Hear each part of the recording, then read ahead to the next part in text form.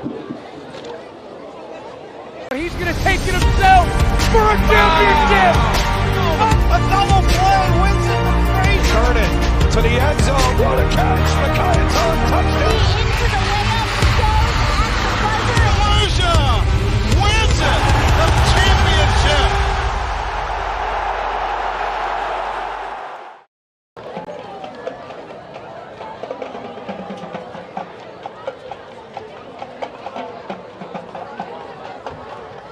And a good evening, everybody, and welcome to the D1 Media Pro page on the NFHS Network's production of the West Orange Mountaineers hosting the Irvington Blue Knights. My name is Ryan Lowy. I am joined with Jacob Warren and Jordan Cooper. Although we are drifting towards the winter, and as Irvington enters the field, Jacob, it really is a beautiful evening. Oh, it is. I mean, a little chilly, but I'm wearing a jacket for the first time in quite some time. But besides that, skies are clear. You can see the stars and the moon. They're lighting up, as well as the lights here, the field, quite well, as both teams are about to take the field. West Orange Senior Night was just in effect. You can now catch that on demand on the on-demand function on the D1 Media Pro page on the NFHS Network. The National Federation of High School Sports is the official way to watch all West Orange productions and national productions of high school sports across the country. Once again, my name is Ryan Lowy. I'm joined with Jacob Warren and Jordan Cooper. We'll have more as Irvington has taken the field next on the NFHS Network. He's going to take it himself for a championship. A double play wins it from Frazier. Turn it to the end zone. What a catch. Micaiah's on touchdown. Into the layup, goes at the buzzer. Frazier wins it. The championship.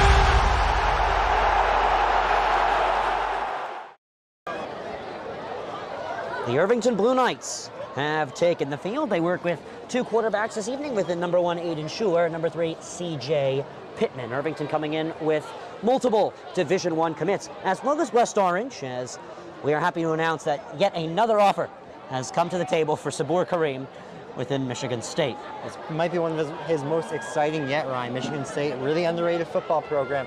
They have the ability to compete with some of the other great teams in the Big Ten. So your Penn States, even your Michigans, Ohio States, they put up fights against them. So here we go. Here come the West Orange Mountaineers. It's the 8th and final week of New Jersey high school football. Irvington has taken the field. West Orange is ready to go. And here come the mighty West Orange Mountaineers.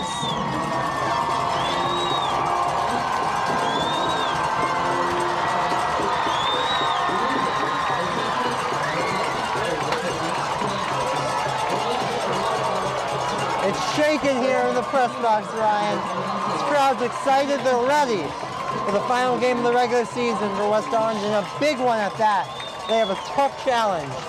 Jacob, a shaking press box, just the way I like it. That means everyone's ready for one of the best public school games West Orange and Irvington can ask for. Both teams 2 losses. Irvington an extra Week 0 game on their schedule, allowing them to pick up a 6th win over the 5 wins that West Orange has. Let's get to our keys of the game, as these two teams, debatingly the 2 best teams in Essex County on the public side, finally clash heads before Group 5 and Group 4 playoffs. All right, let's start with the Irvington Blue Knights. Let's talk about CJ Pittman, who is really a dual threat. He can run the ball extremely well, has a cannon of an arm as well. So look for him to execute on both of those sides of the game for the quarterback position. As well, let's look at Schuler, who should be lining up in the Wildcat for at least a few snaps. Scored a couple touchdowns a few weeks ago in this Irvington's one-score 28-20 loss against the Seton Hall Prep Pirates. I was going to call it that one. You can check that out on the on-demand function of the Media Pro page on the NFHS Network. And for West Orange, they got to prepare for a strong start.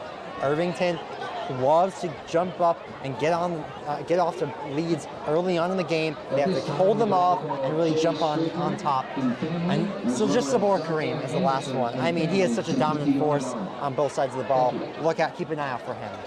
Once again, as we mentioned, it is senior night here on the D1 Media Pro page on the NFHS Network. Those festivities can now be found on the on-demand function. If you want to rewatch it or watch it for the first time, it is for free. So if you know anybody who wants to see it who does not have an NFHS subscription, let them know that this one is on us.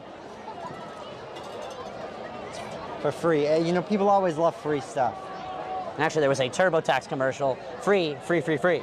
Free.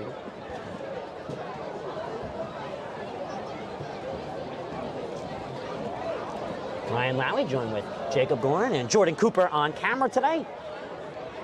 Week 8, the final public school week of high school football here in the 2022 season. We're broadcasting to you live one of the best games Essex County could ask for, right here in West Orange, New Jersey, on the campus of West Orange High School. We're now awaiting the national anthem. West Orange has got out of their pregame prayer ritual ceremony, and Irvington just staying loose as it's starting to get a little chilly. My finger's starting to get numb. As let's hand it on over to Blumpkin, who is the PA for this evening. This year, the Super Football Conference, in partnership with the New York Jets, is proud to announce the Steve DiGregorio Young Man of the Year Award. This award is presented to one individual from each member school who demonstrates a selfless commitment to his community, his school, his teammates, and peers. These individuals have set the bar high, and the Super Football Conference is proud to present them with the 2022 Steve DiGregorio Young Man of the Year plaque. Each candidate will be honored at a New York Jets game. They will have the opportunity to be selected as the 2022 Steve DiGregorio Man of the Year for the entire conference, and they will all be recognized at the Steve DiGregorio Young Man of the Year press conference at MetLife Stadium. Ladies and gentlemen, please join me in a round of applause as we honor the 2022 Steve DiGregorio Young Man of the Year recipients. First, from Irvington, Nassir Addison.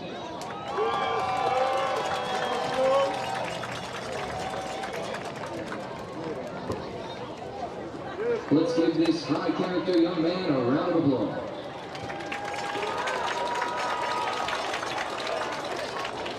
And now, this year's recipient of the Steve DiGregorio Young Man of the Year Award from West Orange, Jay Stricker.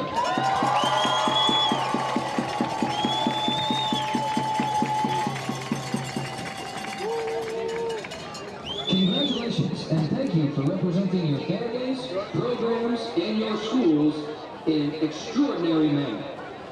One more round of applause for Nassir Addison and Jay Stricker. These young men are destined for greatness.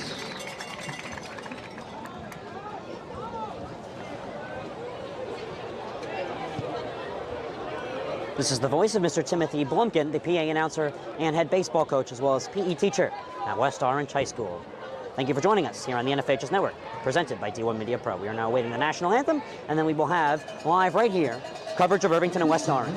We ask that you all please rise and remove your caps and stand in quiet attention to the presenting of our colors by our amazing West Orange High School Air Force Junior ROTC Color Guard. Presenting the colors, Commander Cadet Captain Ketsia Jordan, Cadet Major Iodeli George, Cadet Chief Master Sergeant Mia Castillo, and Cadet Major Bretner Baptiste.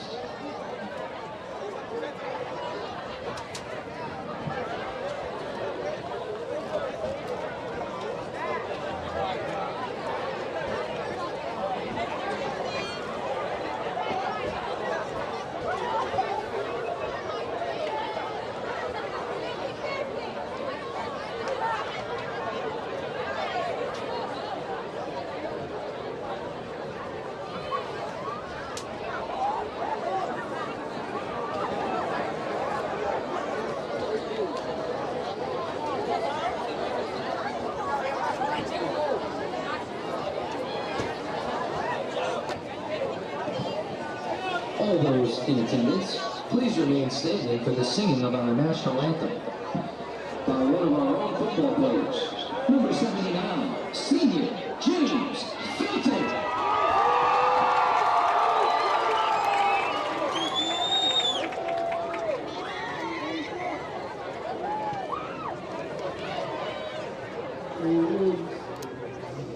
Can you see by the dawn's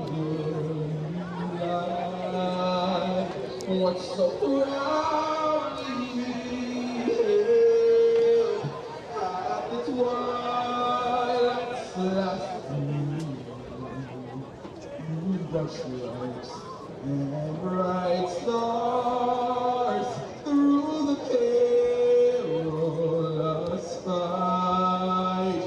For the ramparts we watch, oh so gallantly swing.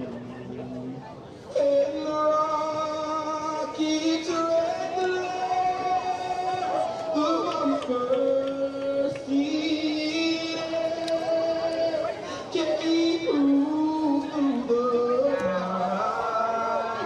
that our flag was still there.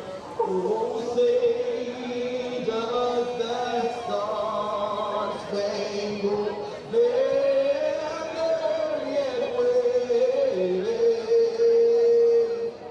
o'er the land of the free?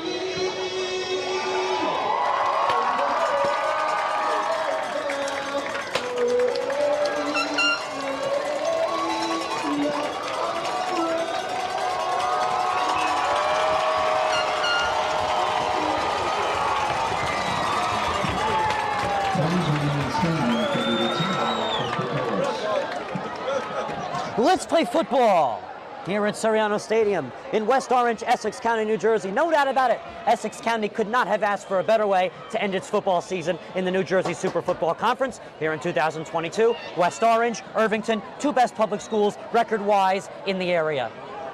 And Ryan, quite a way to kick things off. It's become a tradition this year. James Fallon, 79, on this West Orange squad. Doesn't has gotten to sing the national anthem. It's a tradition that I have enjoyed, Ryan. That's right, we just went over our keys to the game. Anything else you'd like to say to prep for Irvington and West Orange while we do the national, excuse me, not the national anthem, the coin toss? I just want to bring up how vital the return of Amir Stewart has been, Ryan. In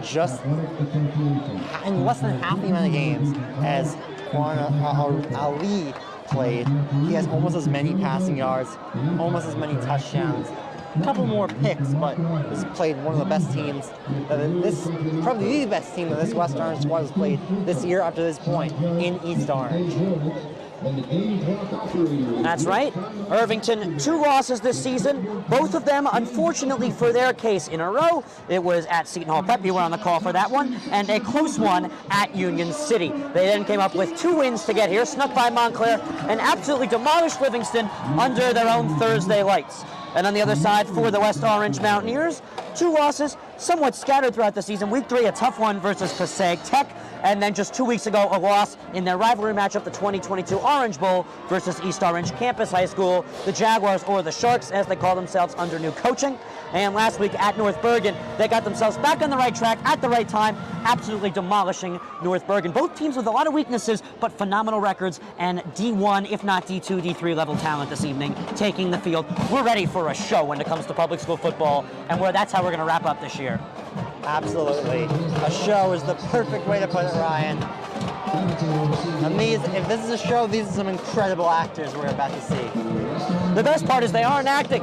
They're going right off the whistle, from start to end, at it the best they can at winning this matchup. There is no bigger win than a win against an opponent like this, heading into a Group 4 for Irvington or a Group 5 playoff for West Orange, which both will be participating in, and likely, hopefully, according to this game, start the playoffs with a first-round host. One of these teams will exit this game with a 3rd loss.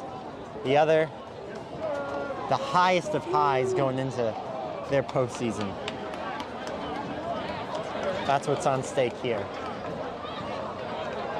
Irvington's probably toughest win of the year was probably scathing by Montclair. And for West Orange, their toughest win of the year, they had a lot of dominant victories, but I think for West Orange, considering the way they've been playing this season, you're going to have to give that victory to Mount Olive because it was a close one, and Montclair because it was a close one. West Orange is ready, the officials are ready, Irvington is ready. Week 8, final week of regular season high school football here in 2022. Let's play this one, a squib kick that will roll to Irvington. The Blue Knights will pick it up. Rolling out is senior Aiden Schuler. Schuler, stiff arms through the 40. He's still on his feet. He gets dragged down past the 45. Jacob, how do you get a football game started? Just like that, you get your offense on with confidence. And that's Aiden Schuler, Ryan. He's the guy that can line up at Wildcat, line center, he can line up at wide receiver, lines up as defensive back on defense. Really just an all-around fantastic talent. And he's a 4-star commit to Notre Dame. The Fighting Irish, like their New Jersey players, Steve Angeli, also at Notre Dame, currently as the 3rd-string quarterback, couple of years ready to start. Played 4 years of football quarterbacking throughout the levels of Bergen Catholic, last year's undefeated state champions, 7th in the nation. He'll be joined by an Irvington Blue Knight within Schuler next year. Snap taken, and the handoff swallowed up, nowhere to go. Jake Jaffe on the tackle, and look at that, Jacob, we already have dirty laundry. Ryan carrying the ball there, Nassir Addison, committed to Rutgers. He's having a wonderful year this season, Ryan. Nassir over 1,100 rushing yards, which is absolutely insane. 6 rushing touchdowns on the year as well. Second play of the game, first offensive play of the game to Irvington, who lost the coin toss, and right off of the first handoff, we get personal fouls after the play within roughing and fighting, Jacob. It results in a 2nd down and 10 though, so no change. Schuler from the 45-yard line. No yards gained on the last play. Wildcat formation. There he goes. He's got 4 yards. And look at that, Jacob. Can we get through a play without the extra effort of a flag? Both these teams wear blue, but they love their yellow.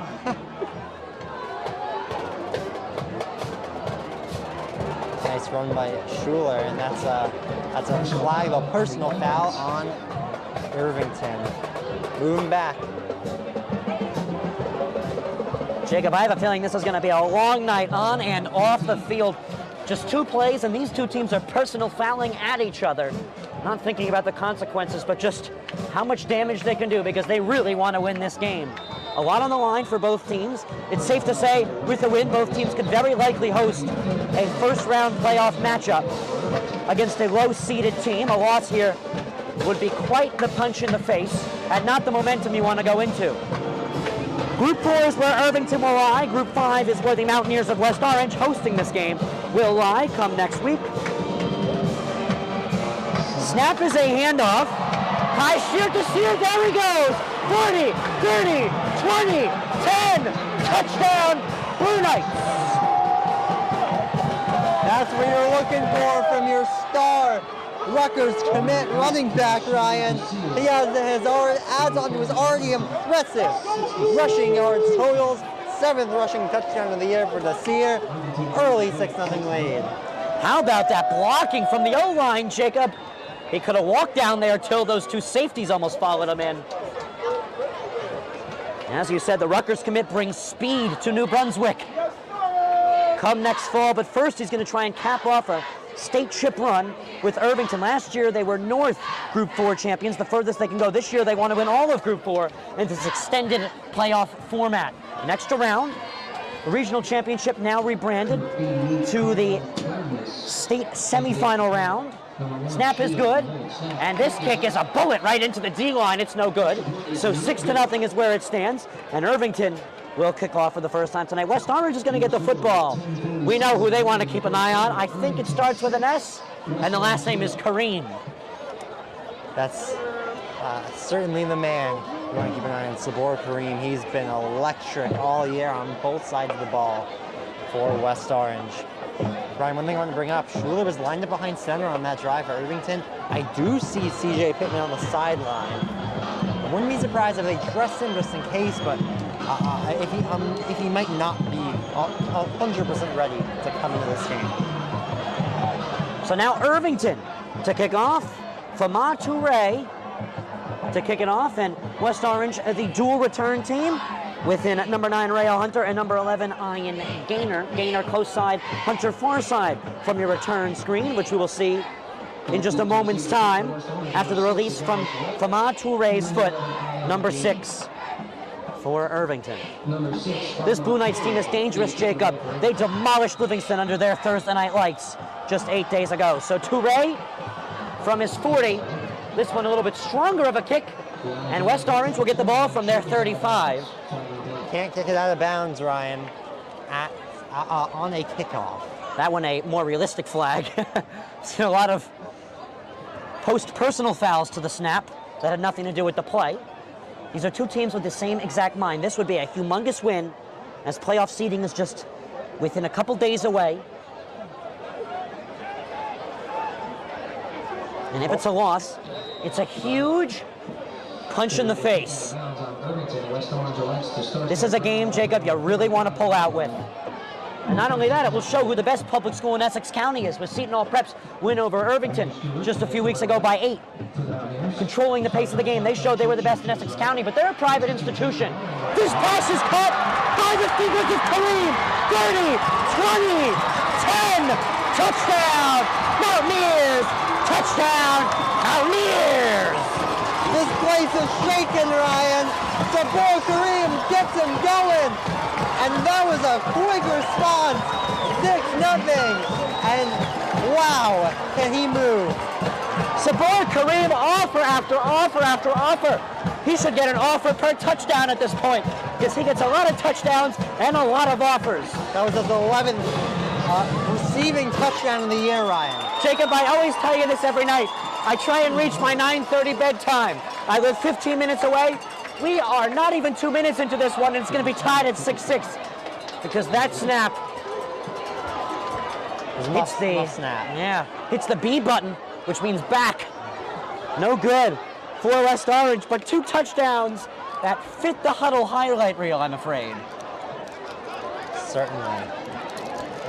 Jacob, it's a picturesque night for football. Not too chilly here in the latter stages of the fall, leaning on the winter, and we've seen 2 touchdowns in under 90 seconds of football time. Quite the exciting start. That was the first offensive play. The Stewart connection is dangerous. Stewart coming back from injury, Jacob, just a few weeks ago. And I talked about, just before the game started, Ryan, how electric Stewart has been since his return. I mean, 420-some passing yards in just 3 games. Very impressive at the high school level. Though I would not be surprised if most of those came on a connection to Sabor Kareem. Now, Jacob, as I said, this is a great game. There's a lot of other good games. Tomorrow is a really good one. Morris Knowles and Montville. That's really one of the best Morris County matchups you can ask for. A lot of good games we'll talk about more, but just highlighting that one, those are 2 teams that are getting ready to just dominate their brackets. Montville out of Group 3. They're having a phenomenal season. Great year. Under quarterback Joey Raybird. This one picked up from the ground once again. Running far side, Schuler, this time to around the 43, maybe give him the 44. Re-enter the West Orange defense and the Irvington offense. Let's see if Pittman comes out here or if Schuler will stay behind center. And another big game tomorrow. Top 15 matchup. Private schools at the Kelly Athletic Complex. I'll be on the call for that one. Seton Hall Prep and St. Joe's Montville. Regional high schools. Not only that, Barringer off to a great season. Nutley, their typical strong season as a small school. That's a great matchup. That's this evening. Currently underway at the Barringer Academy of Steam's Newark School Stadium. Here's the snap. It's going to be a handoff. Why not? Famatu Ray. Give him about 5. Shout out to the PA mic today. Our friend with the microphone, that is Mr. Timothy Blumkin, recently promoted baseball coach here at West Orange High School and gym teacher, alongside his most famous title of football PA. Yet another flag, Jacob. Usually you don't see that much movement by the defense if there's not someone on offense that moves. So we'll see what they call here, but I believe it's a false start. I hope these kids learned how to do their laundry, because there's a lot this evening. It is a false start. False start, moving back 5 yards. How about Morristown? They've been off to a great start to the season. They've slowed down a little bit. They now are under 500, a 3-5 record. They're at West Morris Central, undefeated Group 3 school. They upset Cranford last year in the North State Finals. That was quite the matchup. They absolutely dominated an undefeated Cranford squad that's not having the same season. They're also in action, closing up their public school season this weekend in Week 8. But great football has been saved for last, and the weather gonna look good tomorrow. Looked good last night for a huge upset victory. East side of Patterson took down PCTI, and tonight, many good matchups under great weather. Wildcat for Schuler. Schuler into offensive territory. Knock him down about 3 yards short of the first down line to gain the 45. Ryan, one school that is having a really underrated year is Montclair, who did lose to both these teams but kept it really close. Ran through the best public schools in this area. Yeah, Montclair also played a phenomenal game during the day.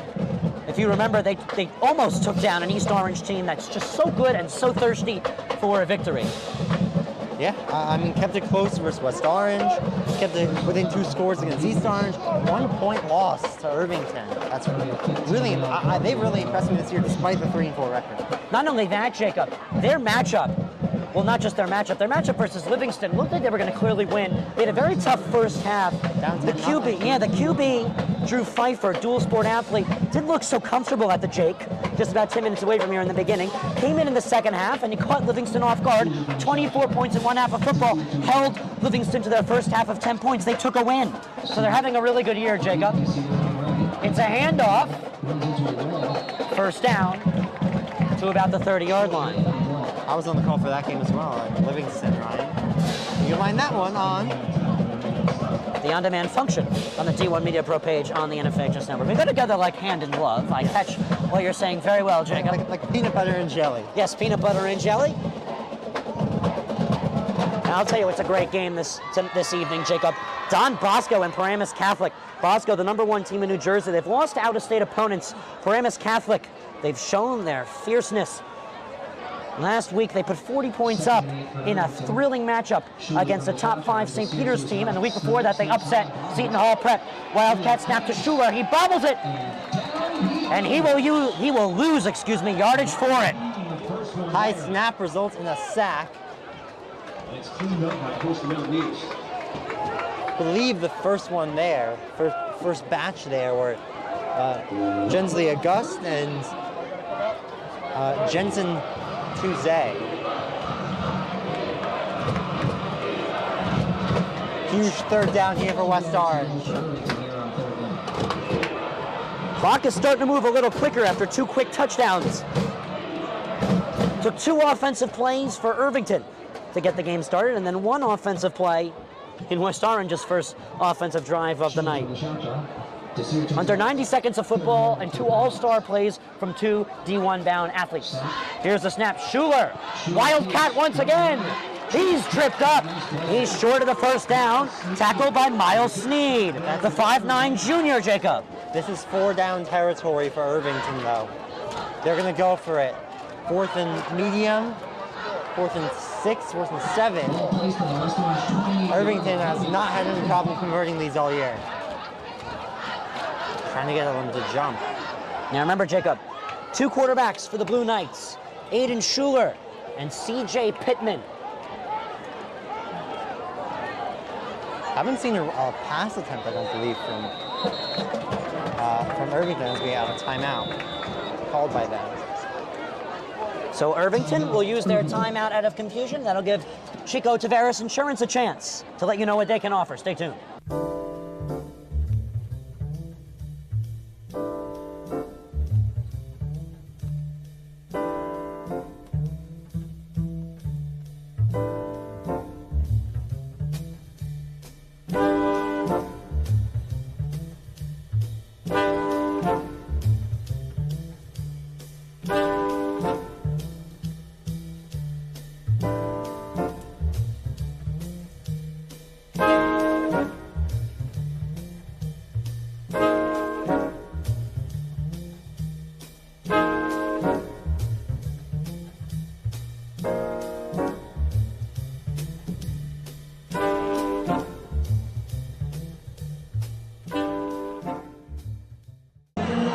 First timeout used of the game for Irvington.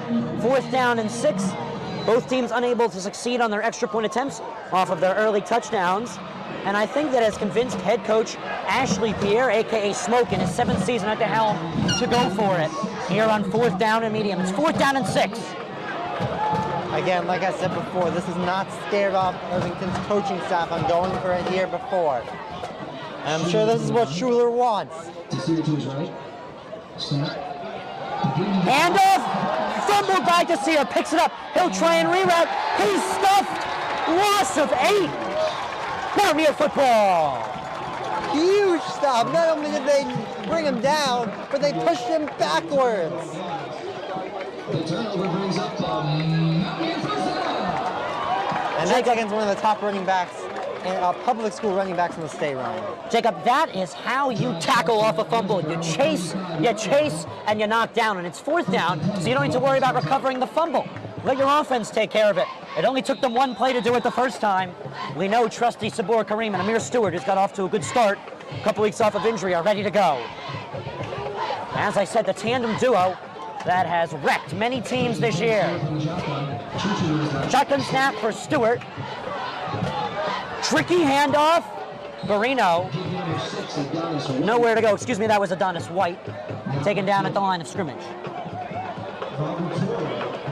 You know, West Orange is a really nice 1-2 punch at running back. They got power man Ja'Kai Williams and Adonis White, who we were calling the Royal Speedster last time. He's just so fast, so shifty. And Jacob, guess who's lined up in the backfield? Looks like the power man is lined up as the running back, lined up far side to the right side of snapping Stewart. Fake to Choo-Choo. Stewart rolls out of the pocket. There goes Amir Stewart. He slides down after a gain of 2, and he will trip an Irvington Blue Knight with him. Samuel Joseph. Ryan, I want to talk about for a second the remarkable recovery of Jarvis Jones and how he is back playing already. Looks like he, what we heard, might have had a season-ending injury. Just a wonderful recovery. We're so happy to see him back in the field. Obviously, we do not have access to a play clock. However, the officials keep one, and West Orange has a very good idea of it when on offense. Stewart reroutes the running back to close side, takes the snap. He's going to throw. No! He's going to run. He's found a lane, and he's going to get trooped up from behind at the 49, a yard short of the first down. Flags come in. It's going to be holding, Ryan. It's going to be 4th down, but it looks like the holding is going to redo 3rd. Jacob, that's a good catch with the eyeball right there.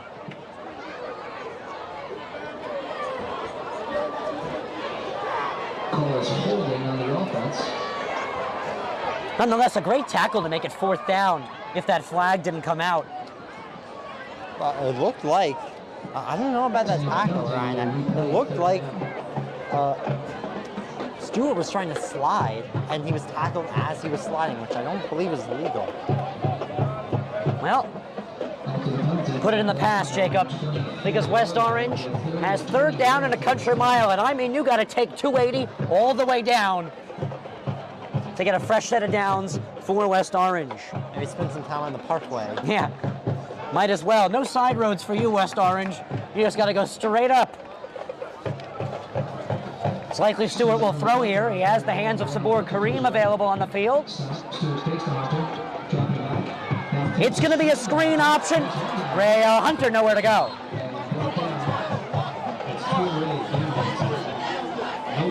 So Irvington, turnover on downs, turns into a West Orange punt.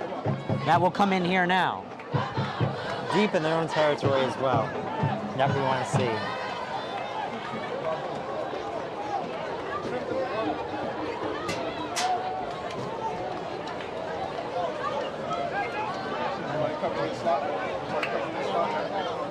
So now West Orange to punt away. Terrell Wilfong will punt it away, and Aiden Schuler, standing at his own 41, will receive. The punt is high, the punt is good. Schuler will catch it at the 42. He's going to cut in close side and stiff arm out of bounds to start off at the 45-yard line.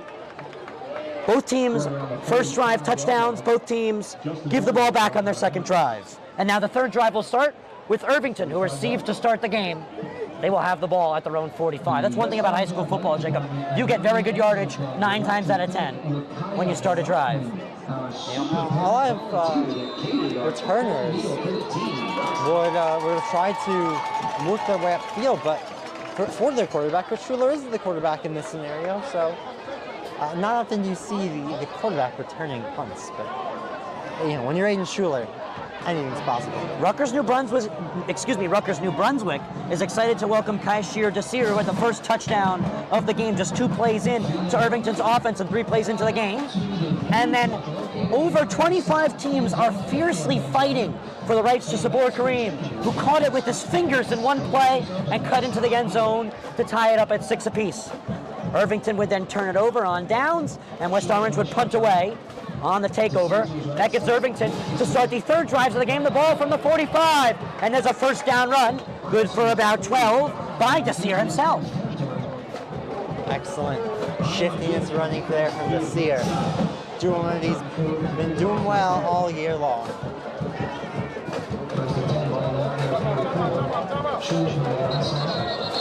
Flags come in. West Orange was asking for a timeout. I don't think they got one off, and I don't think the communication went through on the system in time. It'll be offsides, Ryan. That or encroachment. See if the officials saw him make contact. Nonetheless, won't make a difference. And it'll be an encroachment. Too many men on the field, Yes, you're right. Too many men on the field. My apologies. That's why they've gotten in. I believe Gus was trying to get upfield. Now, Jacob, we're talking about great matchups. How about Mountain Lakes and Caldwell? Battle of the undefeateds. 2 7-0s meet up in Caldwell, New Jersey at James Caldwell High School. I'll be there tomorrow for a different reason. It'll be a 2 p.m. start for the girls and a 4 p.m. start for the boys of the Essex County Tournament Finals of the 2022 season in its 48th rendition. That's tomorrow. But tonight, Caldwell and Mountain Lakes take each other on. One team will enter the playoffs coming off of a loss, but a great start to the season with 7 wins nonetheless. And another team, a perfect 8-0 record. Caldwell with the tougher and the bigger schedule, likely to win, but Mountain Lakes has had a fierce start on offense. Irvington uses yet another timeout, and that'll give us a chance to welcome Inner City Cafe into the broadcast. Stay tuned.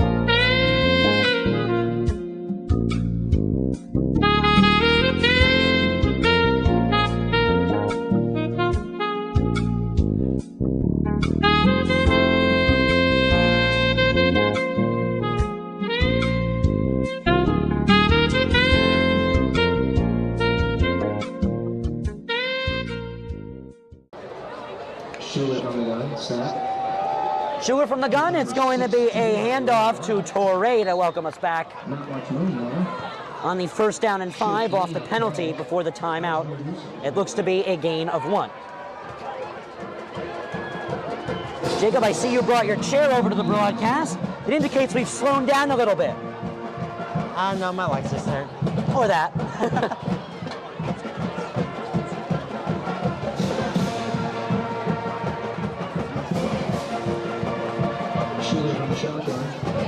Six apiece the score. Irvington has used 2 timeouts there on offense.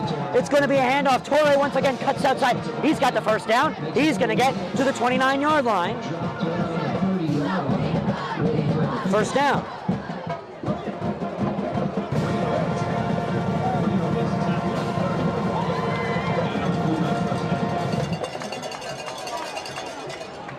Ryan Lally, Jacob Gorin, and on camera is Jordan Cooper here on the D1 Media Pro page on the NFHS Network. You picked the right broadcast this evening. Absolutely. It's been a phenomenal game so far, and I expect nothing less than the remainder of it. It's going to be a neck-and-neck matchup, 2 even teams. Handoff. Nassir able to pick up about 5. More extracurricular activity, Jacob. No flags, though. Yeah, this time the flags stay down. Jacob, first play of the game. A run right up the gut for just a few yards, and both teams got their offsetting personal fouls after the play. We knew that was the night this one was going to be. Two intense football schools, both with incredibly similar records, trying to enter the playoffs next week, working off of momentum. This snap is high, mishandled by Schuler. Schuler rolls out, avoids tackles. He's going to get past the 30. Not a bad deal, not the end of the world. It will be third down and medium, but a very good effort off the poor snap. I believe, I don't know if that technically is a sack or not, Ryan. I believe it is from the last person touching before he ran out of bounds, behind the line of scrimmage. It's t-shirt time in the crowd. Cheerleaders, let's see those throwers. Who's ready for softball season? Ryan, you know, I was at the Devils game the other night. I won a t-shirt in the t-shirt toss for the first time in quite some time, if ever. Well, it was an exciting moment. Well, Jacob, in professional events and even sometimes high college events, those are just a massive advertisement. Yeah. So congratulations, you're a victim to the corporate world. Thank you. But hey, aren't all we? Yeah, I mean, that's just what the world we live in, the country we live in. Snap is going to be a handoff. Toure once again, nowhere to go. It's fourth down. Excellent, excellent. Jacob Jens, the August on the tackle, having a great season for West Orange. Committed to Georgia Tech, I believe. Yes, that's right. Both West Orange and Irvington football. Darnell Grant, the head coach of West Orange. Ashley, a.k.a. Smoke Pierre, the head coach of the Irvington Blue Knights. Both terrific connections to the NCAA, specifically Division I, because that's the talent they've had recently. The records and the competitions they've played in, and the way they beat teams will just show it. CJ Pittman's in. Pittman doing the quarterbacking. Whistles will blow it dead. Timeout. And West Orange will use their first timeout of the broadcast.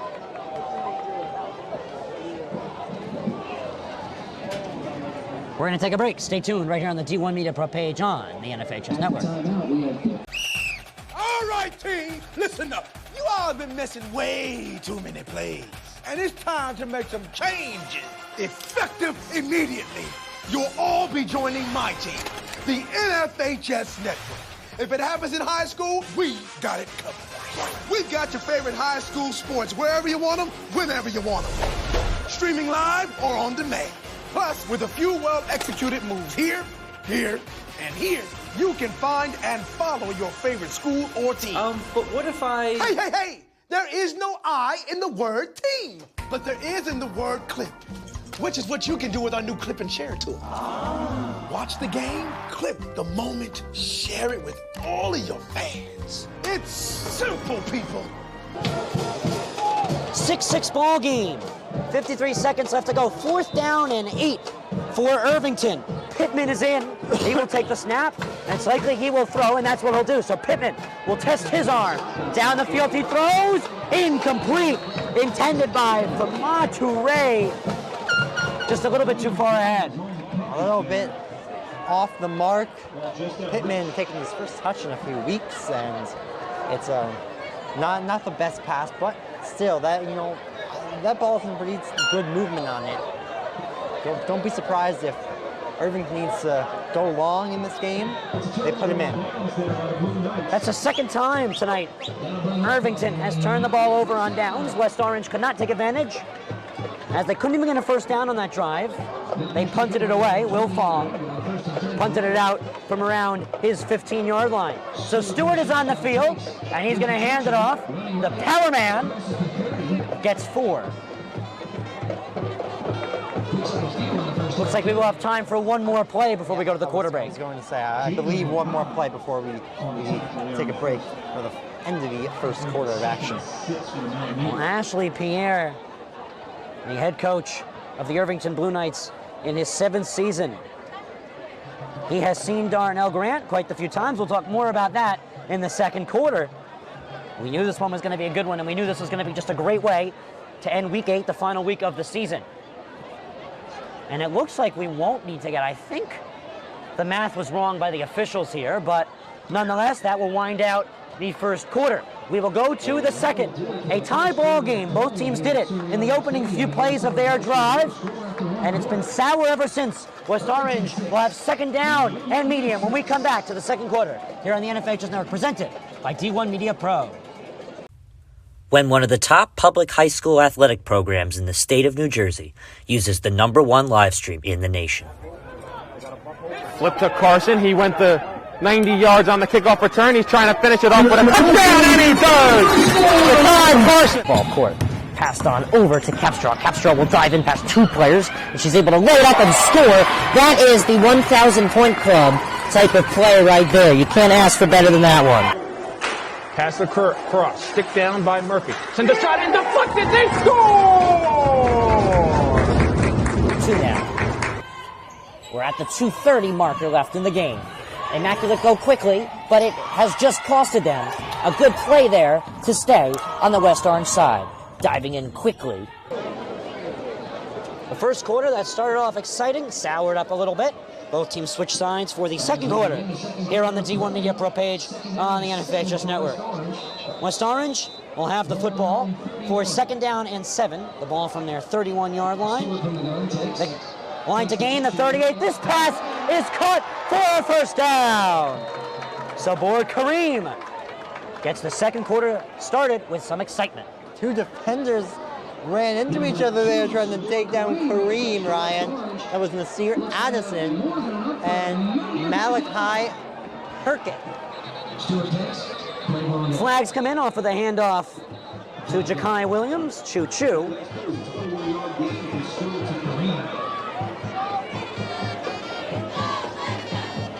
And we're going to see what the call is here. False start. West Orange just jumped a little bit too quickly for the liking of Amir Stewart and the snapper. Jacob, how about Ridge and Union tonight? That's a great matchup. Union last year had their pursuit of a state tournament run shut down due to a COVID case. A lot of drama between the district and the football program and athletic department there. Nonetheless, their state tournament run ended with a second-round forfeit. They're off to a tough start to the season, but will likely make a playoff appearance next week. They're taking on a Ridge side that really showed what they can do with a humongous victory last week against the Westfield Blue Devils. Westfield playing in a higher division and with the better record in that game. Westfield, with the domination of Trey Brown and Tyler Ragg, will drop their second game of the season and hold to 5 wins. That was Ridge's 5th win of the season. Hand off to Stewart. He is a lane. He's in attacking territory. He's to the 40. He's to the 35. Push him out at the 34 and move the chains. The power man getting things going. A big gain all the way inside the 35-yard line. Choo-choo keeps on chugging. What a run. And the officials very generous with the ball placement as well.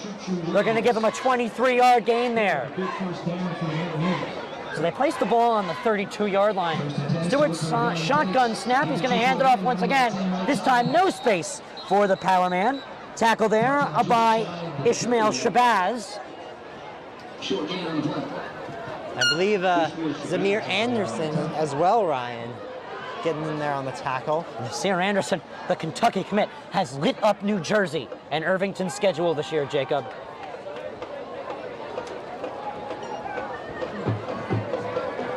One of Smoke Pierre's top football players he's coached. That's the Kentucky Wildcat, or future, should I say, in 2023. Plays middle linebacker, Ryan. Same position as Washington Commanders. Down the field, Stewart will throw. Caught for a touchdown. That's Jarvis Jones. Touchdown, Mountaineers. Touchdown, Mountaineers. That was a dot, Ryan. Right on the money to Jarvis Jones. Back on the field and back in the end zone.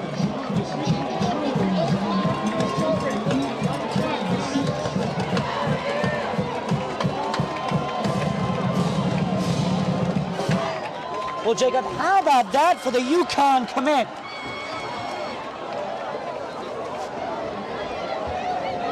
Oh boy, what a play. Everyone was pointing to the man of the hour right now, Amir Stewart. Stewart's having quite the game. They're going for 2 as well. See if we can get it. Both teams missed their extra points. West Orange, third touchdown of the day, will go for it. Stewart, he's having a great game. He's going to throw this one. Too strong. Intended for White. Adonis White was just not there. The football was thrown off the field, essentially. I think he was throwing it to a track runner on the track. Give him credit. That was a dot of a touchdown pass. That's his 7th passing touchdown of the year, Ryan, which officially passes Ali's total of 6 in the first 5 or 6 games of the whole year. So impressive stuff from Stewart. Jacob, there's always been one game I've wanted to see. Irvington has proved that this West Orange team can keep up with Seton Hall Prep. I want to see if one of New Jersey's top public school football programs under head coach Darnell Grant could try and take down Coach Fitzgerald's private school within the Seton Hall Prep Pirates. I think that's a matchup that needs to happen at the CAC, a Saturday primetime, 1 p.m. start. Oh, that would be such a fun one, Ryan. Those are two exciting teams. Yeah. Well, calling Lawrence Baggett and Stefan Zakella, the 2 ADs, need to put one together. Can't imagine the busing's going to be too much of a hassle there. No, they should just have the athletes walk. Yeah, they can not even. They can be pushing a stroller, and I'm sure it wouldn't be too much of a big deal. Caught by Big Lie to the 46. Look at him run. I mean, he was nudged down by Chris Perino, but that was a nice run. Ryan, I was saying before, Zamir Anderson, middle linebacker, Kentucky, who played middle linebacker for Kentucky a few years ago, now middle linebacker for the Washington Commanders, Jamin Davis, first-round draft pick. See a similar, maybe not first-round draft pick, but a ton of talent there in Anderson. Jacob, these officials love offense. This is not the first time today I've seen them be generous with the football. Tackle at the 46, they're going to put the football on the 45. Talking about the NFL, what are you most excited for this Sunday? Ooh. Well, I would say my Commanders, Ryan, but I'm going to be completely honest. I'm not excited whatsoever. You know, there isn't really a huge standout game like there was in Bills Chiefs last week. Jet sweep to Ray. He's going to get the first down after shading a tackle and get pushed out of bounds. Easy holding call there, Ryan. Maybe even some horse collar as well. You know, Jacob, I consider myself more of a college football fan. I'm excited for the whiteout tomorrow. Obviously, I can't watch it because I'll be doing my D1 Media Pro duties at James Caldwell High School for the girls and boys Essex County Tournament Soccer Finals. But I will tell you, I will be keeping an eye on that Minnesota-Penn State game down in Pennsylvania. State College will be lit up tomorrow. Ryan, you mentioned my favorite game coming up this Sunday in the NFL. 49ers Chiefs is going to be an exciting one, Ryan. Rematch of the 2020 Super Bowl in which the Chiefs came back to take down the 49ers. Speaking of 49ers, they made a huge trade last night, shook up the football world. Christian McCaffrey, one of the top running backs in the NFL, was acquired for a multitude of draft picks. Toure fakes the handoff. Look at him open up the field. He's going to get himself some solid yardage. He's still going. Make that holding. The next play, only 7 to gain for the first down.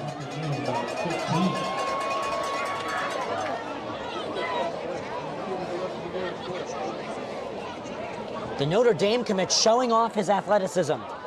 More of a defensive guy. He plays safety. That's what Notre Dame's looking forward to the most. But look at him wildcatted out. He can do everything. He can play quarterback. He can play wide receiver. Flags come in. I wonder if this has to do with Irvington. Ashley Pierre, a.k.a. Smoke, is on the field. Is this a sideline warning? Let's see. Flag was picked up, no foul. Irvington sideline warning, Jacob. If they get that call again, it's going to cost them.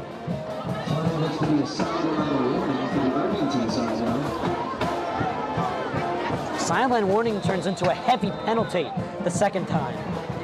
It's no longer a warning, it's a sideline penalty. And the flags will have meaning not just off the field, on the sidelines, but on the field. Hand off to Kaishir Desir, gains 2. Ball placed on the 45.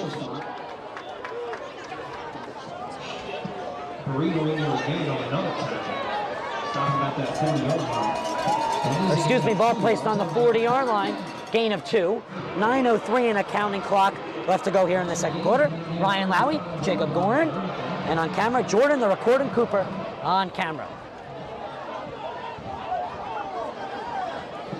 Schuler from the shotgun, Nassir to his left. Schuler, ball being snapped on the 40. He'll stand on the 45. And we believe a Blue Knight O-lineman has jumped.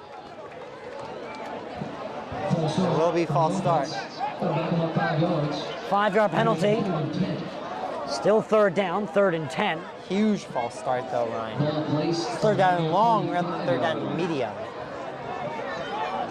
Right back to where they started the drive.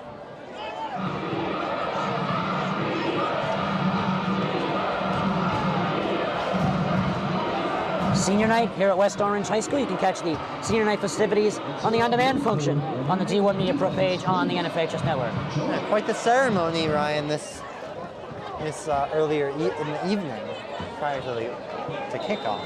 The 3 programs honored this evening were the Marching Mountaineers, the cheerleading team, and we are currently seeing on the field the main event, the football team.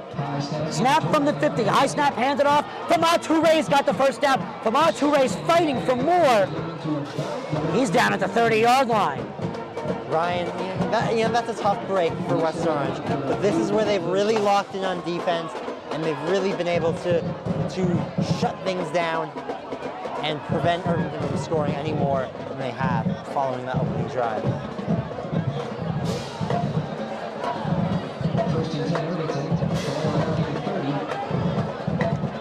Lines a gain, the 20 flat. Ball placed by the official now on the 30-yard line.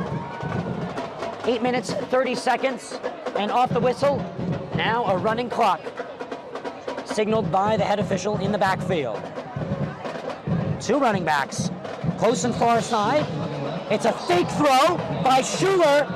Schuler's got the first down. Schuler cuts out in the red zone at the 20 flat. Excellent play by Schuler. I'm not quite sure who that was, I don't remember, but he hadn't fooled. Whatever defensive back was placed as a spy on him. Blitzed.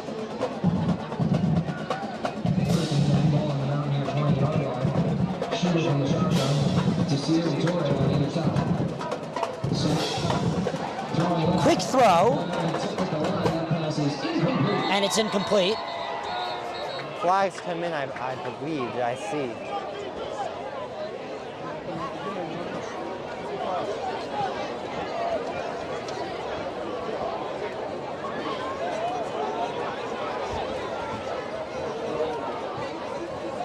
Never mind, no flags. I thought I saw one come out.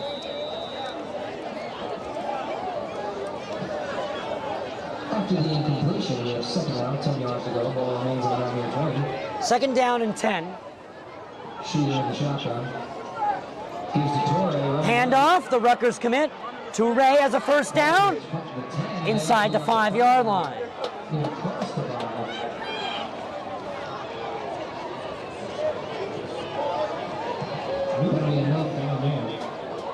First down now for the Irvington Blue Knights. Touré on the carry.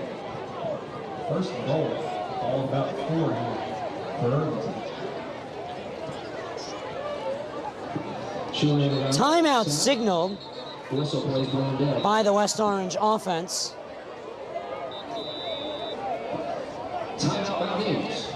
And that means we're going to step aside with 7:56. Stay tuned.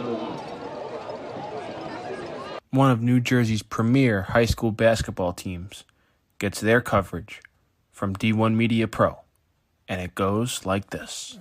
Finds Floyd to tie things up. Tie game! 62 apiece. 90 seconds. Floyd attacking and throws it down. Corey Floyd. A missed opportunity down low behind the back to Bueno and long. Lawrence with Floyd to lob it up for the slam. Too low for Dunn. Wilcher to Floyd. Brings it in and one on the lob. Thought about at the 3, drives baseline. Oh, what a start for Corey Floyd! Rowdy here with Corey Floyd after a tough... Wilcher, 3, got it! Simeon Wilcher is fired up! And Simeon Wilcher all alone with the flush. Rowdy here with Simeon Wilcher. And a pass taken away by Marshall. And he'll throw it down. Tosses it ahead to Valencia. Serene driving and throws it down. He can't get around and a turnover. Corey Floyd has it. Step through, lay in, build the basket.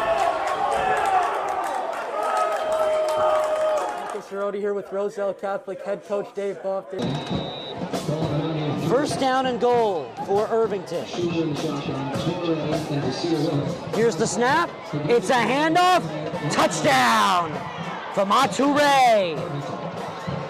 Rutgers commit brings it into the end zone, Ryan. Irvington ties the football game. Chantiers take the lead on the extra point. And now we have to see if West Orange can respond. Or they're going to go for 2. They're going to go for it. Schuler will hand it off, rolling out from Toure, reaches. He's short. It's no good. Flags are out. Excellent play by Miles Sneed, catching up and dragging him down just short. Unsuccessful try for now. Let's see what that flag is about. We're now waiting to hear what the flag is going to be.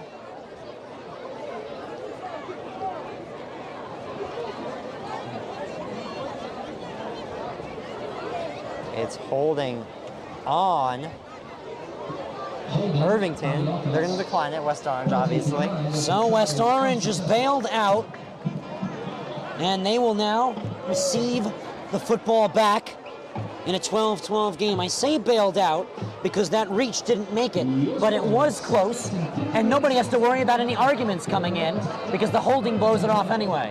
Yes.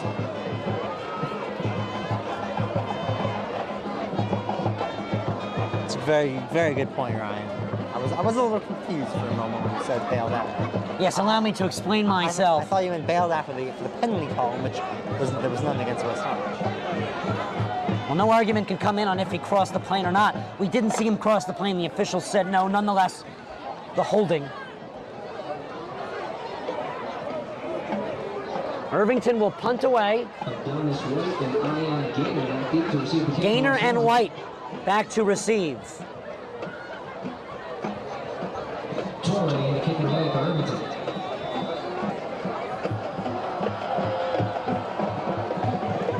Here's the kickoff. Flags on the field.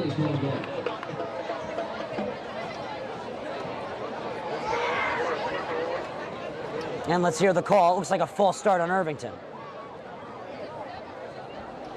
How often do you see false starts on kickoffs, Ryan? Very rarely. Illegal procedure on the kick.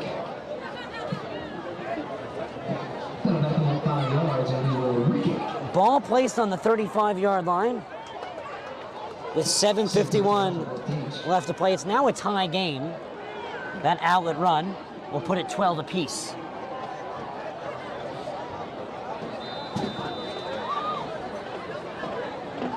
Off the false start, kickoff from the 35. This one bombed down the field. Gaynor catches it with his head on a swivel. He will make it to the 20, charge him, loses the football. It's covered up by the Mountaineers on one bounce. Flags everywhere.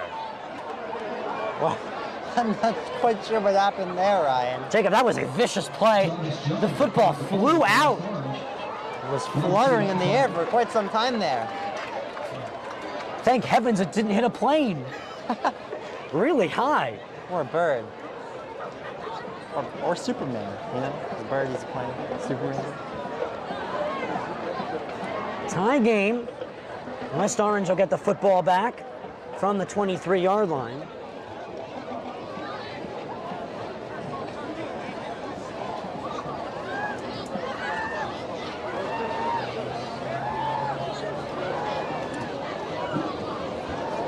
Personal foul, Irvington. so this should move the ball up, Ryan. A personal foul on Irvington. So a personal foul will move the ball up. An official has 2 footballs right now, Ryan. Let's see. It's probably to mark the original spot. We're seeing what they're doing here. And I have to say, the ball placement for the officials today has been quite interesting. Clock will not run as well until they correctly swept the ball, so you just have to wait. So we'll see what they say. Once again, a lot of commits for the West Orange Mountaineers.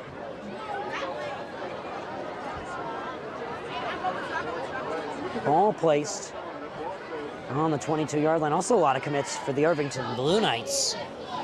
As we were saying, Fama Touré is committed to Rutgers. Not Kaishir Desir. Nassir Addison is committed to the University of Kentucky. That's one of head coach Ashley Pierre's prized possessions. So now the personal foul is on West Orange.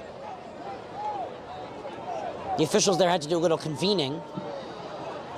Definitely some confusion going on, Ryan. 12-yard line. Not the ideal starting position now for West Orange.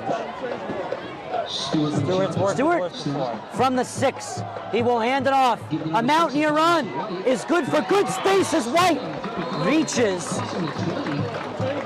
He's going to gain back all that yardage from the flag. It's a gain of, looks to be about 15 yards. That was a nice run. Mark at 14, Ryan.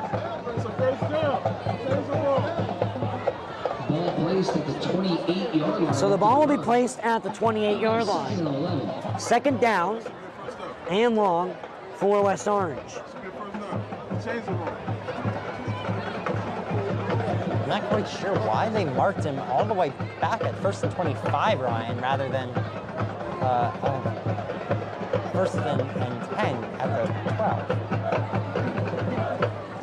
Here's the snap. It's going to be a handoff. Still on his feet. White reaches. It looks like he's going to get back to about the line of scrimmage. West Orange doing a lot of digging back to the line of scrimmage, Jacob. It's 3rd and manageable, Ryan. Not short or even medium, but it's long, but manageable for Stewart and his offensive weapons. Jarvis Jones, Sabor Kareem. Division I level wide receivers he has to work with. Stewart takes. Stewart from the 15 on 3rd down. He'll gun one down the field. Caught right into the breadbasket of Jarvis Jones. Move the chains. Ball placed on the 35. Ryan, I bring up 2 Division I level receivers he has to throw to. Jones, Kareem. He goes to Jones. No wrong decisions either way. 1st down. 1st and 10, on their own 35-yard line after the Stewart and Jones hook up snap. Stewart will hand it off to White. White fights for about 4, maybe 5. 2nd down, medium. West Orange moving the ball down the field manageably. Yeah, started fairly deep in their own territory, so in fact they're at the 39-yard lines. It's been quite an impressive drive thus far. Let's see if they can continue. Drive down, maybe take the lead, but we will have to see. Still a lot of work to get done. Ball placed at the 39-yard line, 2nd down. Stewart in the shotgun. Chuchu is left snap. Handoff. 1st down for Williams. Move the chains. Ball placed on the 45. So West Orange manageably moving the ball. Now to the 45, Ryan. Keep it moving, keep it coming. 1st and 10 West Orange here from the home 45. 5:28 left to play in the 1st half. So 5.5 left to play here in the 2nd quarter.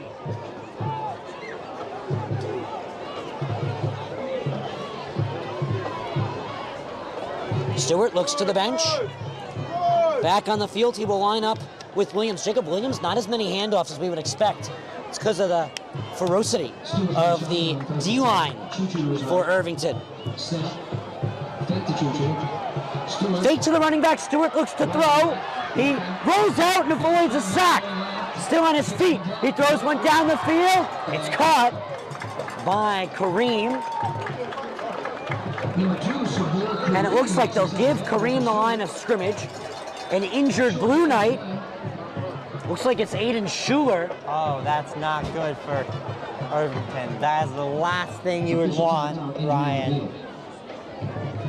Absolute last thing you would want. So Schuler is down. We're going to take a break. Stay tuned here on the D1 Media Pro page on the NFHS Network. The North Jersey Orthopedic and Sports Medicine Institute is the preferred practice for diagnosis and orthopedic treatment in New Jersey. Our focus includes sports injuries, as well as the treatment of a broad range of orthopedic complaints, from common tendon ailments and arthritic joint pain to traumatic injuries. Our facility offers an on-site physical therapy suite, in conjunction with specifically designed exercise programs, non-invasive and advanced healing technology. Specialist Dr. Michael Rusinella utilizes non-surgical and minimally invasive surgical procedures to help patients regain back their quality of life. 12 apiece the score line as we welcome you back. The injured Blue Knight, Adonis Schuler, walks off. Schuler, a star safety, also takes snaps in Wildcat formation offensively for Irvington. So, Jacob, who has impressed you most this game? I think Kareem's touchdown was just brilliant. The route was sneaky, and the catch with the fingers, and there was no stopping him. I really love the work, Ryan, of Amir Stewart. Timeout, 2nd and 9, West Orange. Stewart from the shotgun. 2nd and 9 for the Mountaineers. Hand off. Williams cuts inward. Look at him power through. He's going to gain 5. Ryan, that's smart running there from the power man. Got to the line of scrimmage, lowered his shoulder, expecting a boom. He ended up just pulling himself forward a few extra yards. Stewart from the shotgun, Choo-Choo to his right.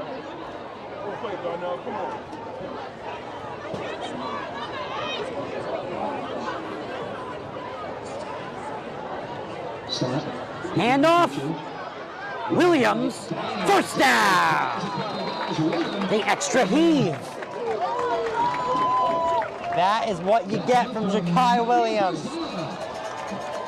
Hill banging and banging and bang on that door. That is your defense and only pushes his way through.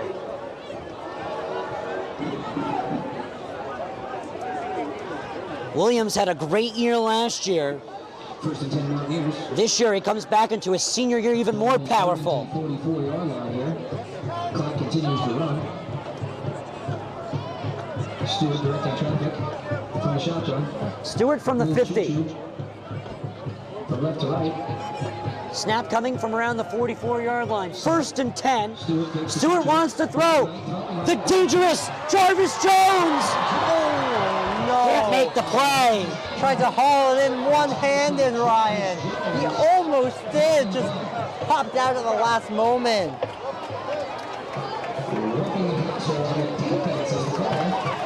Flags come in, roughing the passer. First down either way, Ryan.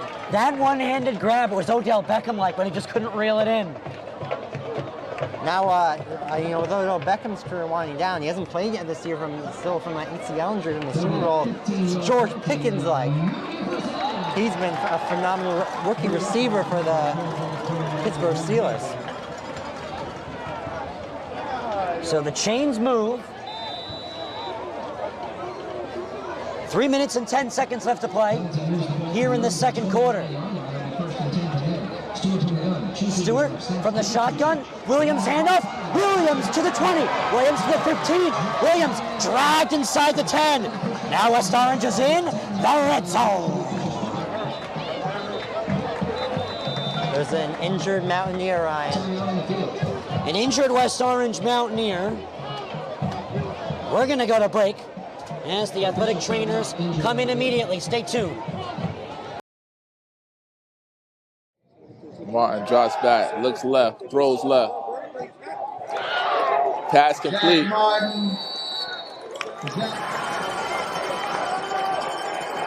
Second and 8, Raging Bulls. Play action. It's tossed over the middle.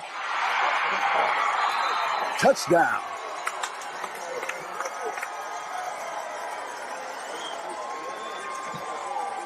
In, crowding the line of scrimmage. Man comes in motion. Minucci turns around, hands to Heath. He's got a first down, a lot more. There goes Ronnie Heath. He's off to the races.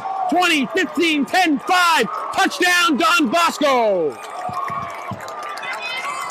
Ball carried by number 5, Ronnie Heath.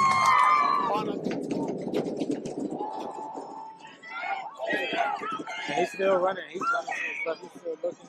Ooh, that's a nice hit. That's a beautiful pass, though. Touchdown. Oh, that's a major play right there. That's Jordan Marsh with the concentration. Hey, that was a nice Shepard. Shepard throwing. He's getting chased out left. Throws it. Oh, 13 catches it. And number 12. I'm sorry, number 12 on the catch.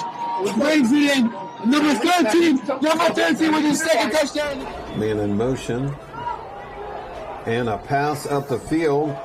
Received by number 5, Jaden Blackwell. And that is a touchdown for the Trojans. And there is a touchdown. Boy, how quickly things can change. Over 10 seconds left on the play clock. They're going to hand it to Smothers, and he cuts it up. And he got some room right here, and he's still going. They're reaching for the touchdown. Wow. And that's another spectacular run from Dylan Smothers. He carried.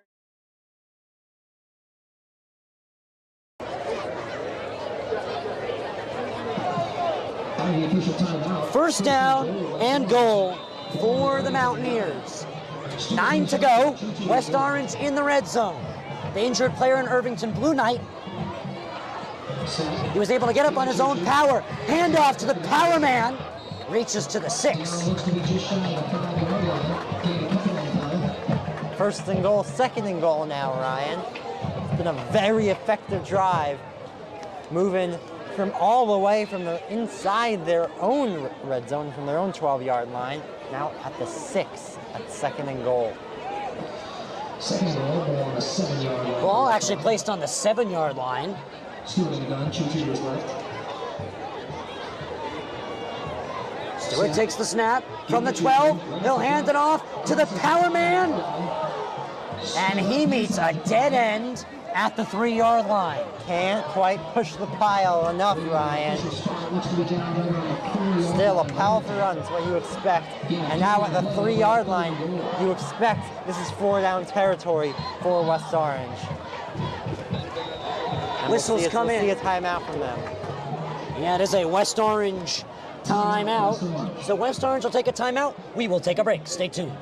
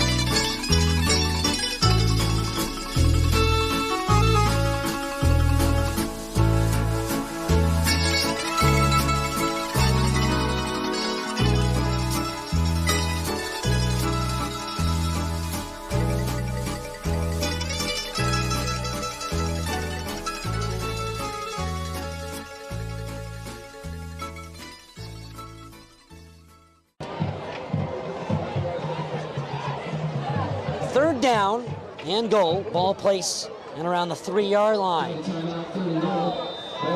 Stewart will stand from the 10-yard line. He takes the snap, fakes the handoff. He will throw, and it's caught. Thrown out near touchdown. Terrell Wilfong going to the outside and snagging a ball of a play action, and it is a 6-point game, 18-12. Wilfong ran the route brilliantly. He buried the corner, snuck out, cut back out, and caught it for a touchdown. Terrell Wilfong with touchdown number 3 for West Orange on the night. His second of the year, Ryan, only his third catch. Impressive stuff from him.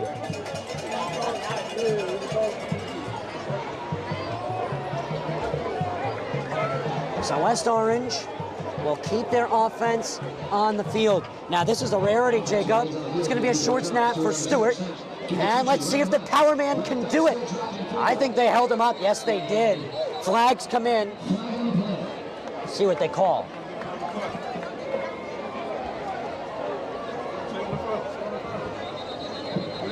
Try looks to be unsuccessful, but now we're waiting on play. Gonna see what the call is. What did you see? I didn't. I would guess holding if there was anything.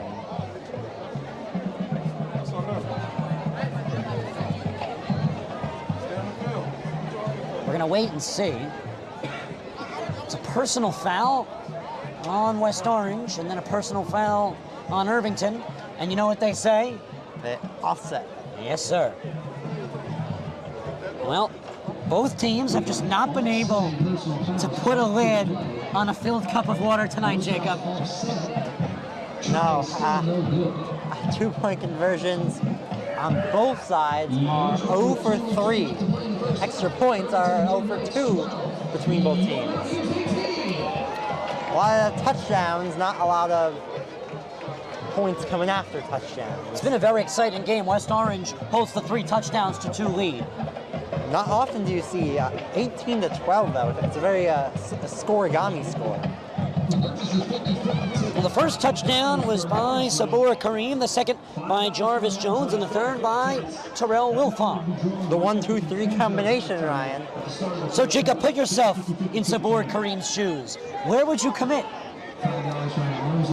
I mean, the school, I think that's the best combination of talent level and where he will get to play the most. It might be Duke, which is one of the schools that he has actually visited, Ryan. I think the best school that he might have gotten an offer for is the most recent one announced by him in Michigan State. He was very proud of that offer. That is an impressive offer, but I don't know how much play time he's going to get there.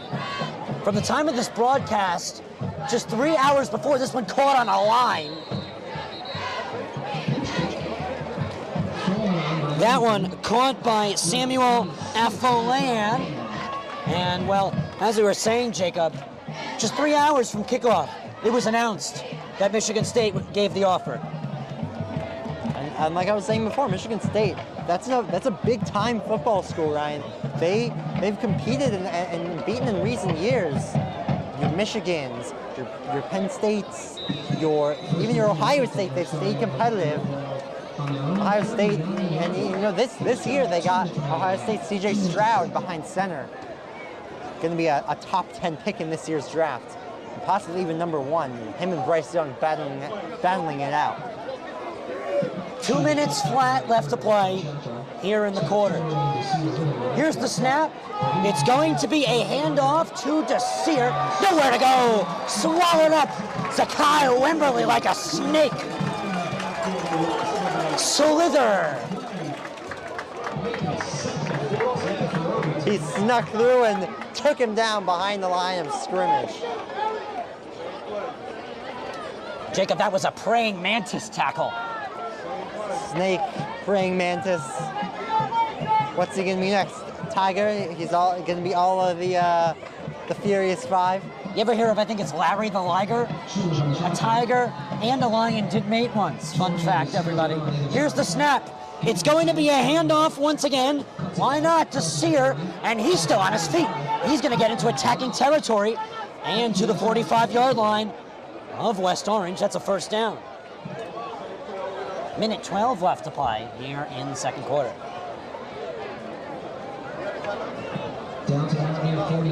Very nice run there by Nassir, picking things up, not letting him being taken down behind the line of scrimmage shake him at all.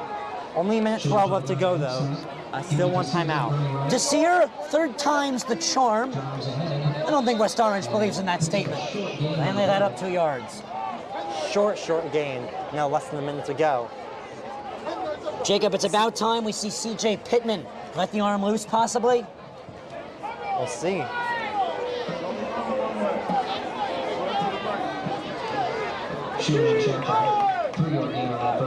Here's the snap, Wildcat Schuler. Look at him go, he's got the first down. Cuts far side. He's gonna get knocked down and around the 22-yard line. Quite the run. Less than 40 seconds to go, Ryan. Let's see when Irvington's gonna use this timeout. Remember, Jacob, college and high school football grant their players a breath of air with the clock stopping for chains movement, unlike the professionals within the NFL. So that's a breather. Handoff to Nassir. He's hammered down. Out of bounds, though, so that stops the clock at 26 seconds. Jacob, Sabur Kareem has no patience. You saw that tackle there. He snuck through from, I believe, the other side of the field, Ryan. He's Larry the Liger. You saw that one. Fast, fierce, ferocious, fiery. Any more reps? Fearsome? Did you yes, say that? Fearsome. There's one. Second and long. Here's the snap. It's going to be a handoff. Gain of about 4 or 5. It'll be third down and short with 15 seconds. And I think Ashley Pierre. Yeah, I think Ashley Pierre wants to use that final luxury within a timeout. Both teams have run out of gas money here in the second quarter. We will stay here on the timeout, Jacob. Ryan, it's been quite the first half. Almost a game's worth of action in just a very exciting hour 20 minutes. Jacob, I'm afraid that 9:30 bedtime is a laughing stock. 8:52, we're not even at halftime.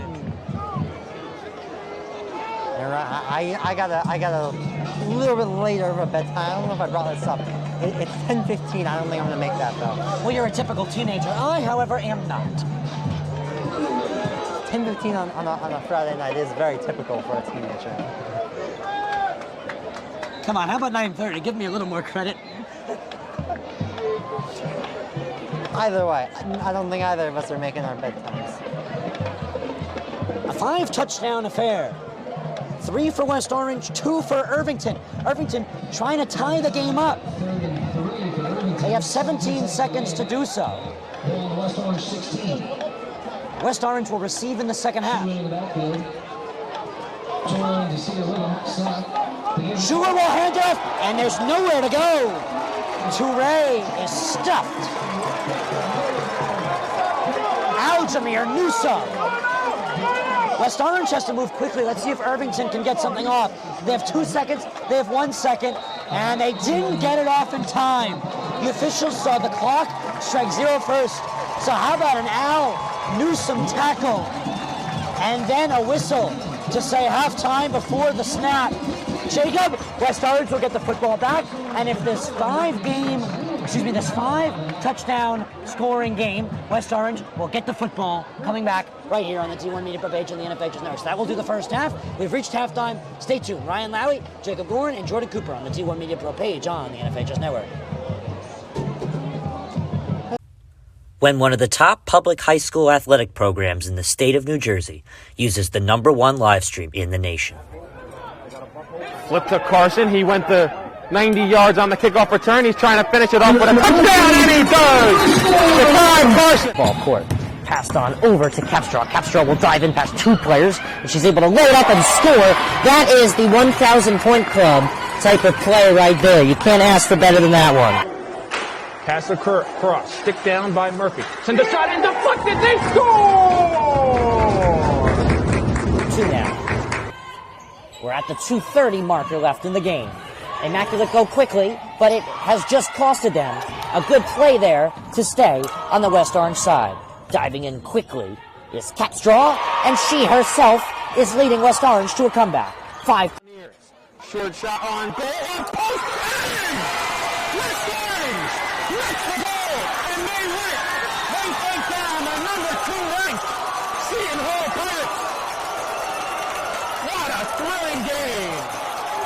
So a free kick for West Orange. She sends it towards the net.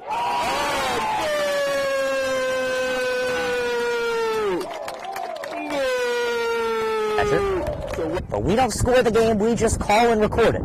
As the pitch from Bove with nobody on base, swung on and missed, struck him out. Rossi now trying to get on the offensive side of things. Can he? Ooh, and he's able to work himself into a pin position. Can he earn the pin? He's got all 5. Back points easily secured. And he pins him. So the first Rossi with the pinfall victory. West Orange with a 5-0 win over Newark Central. I'm here with West Orange head coach Doug Nevins. All right, West Orange with a 6-1 win over Columbia. I'm here with 3 stars of the game: Emma Mitchell, Kaya Schultz, Gianna Festino. So I'm Ryan Lowy from D1 Media Pro, and I'm joined with senior Kaya Schultz and junior Kylie Capstraw. Here with West Orange girls varsity coach Sean DeVore.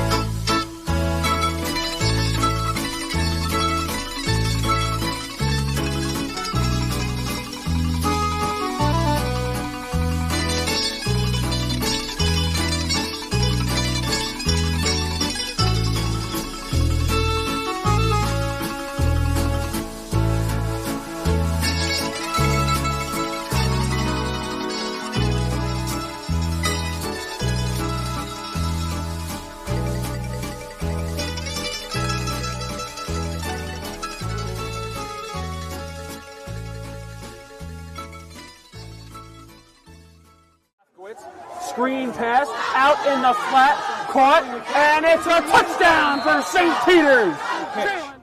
O'Donnell swinging away, puts it over the shortstop's head. That's a base hit. It'll score 1. Faraz on his way home. Throw is not in time. Going quickly, Bullock takes the snap, throws to the far side. Wide open touchdown. In there, called strike 3 looking. Mulcahy strikes out the side. He's perfect through 2. Now up ahead for the Marauders. Here comes Biggs. They score! Michael Benkovitz for St. Peter's putt. Bounced on the ground to short. Faraz Fields flipped to O'Donnell 1. Throw on to first in time for a double play. Just look back out there for the Marauders. He takes the snap. Looking over the middle. Has a man. Can he scores? Reels it in. 35. Stick on to the 10. This 2 on to the 20.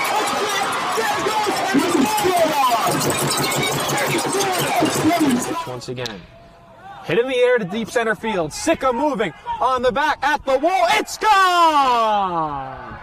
Ellis Reed with a 2-run blast. And the Marauders have a 6-0 lead.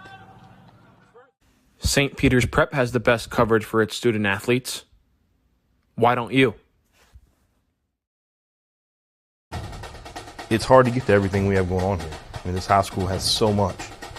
And now you're offering the ability to watch those events without having to travel there. My dad travels a lot, so he likes to watch the events. Like if I'm playing a volleyball game and he can't make it, he'll watch it and he loves it. I think it was homecoming. It was Friday night, and it was a punt return. And I returned it all the way back for a touchdown. And then, of course, I showed all my family members, and they really liked it. They like to see what their family members can do. Golden Lions. I think this broadcast is essential because our team is global, and we got people all over the world going to watch the game. So without this, there's no way they can do that. These kids and these players feel loved. They feel important.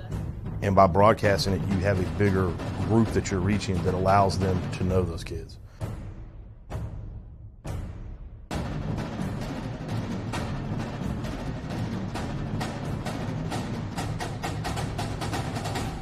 One of New Jersey's premier high school basketball teams gets their coverage from D1 Media Pro, and it goes like this.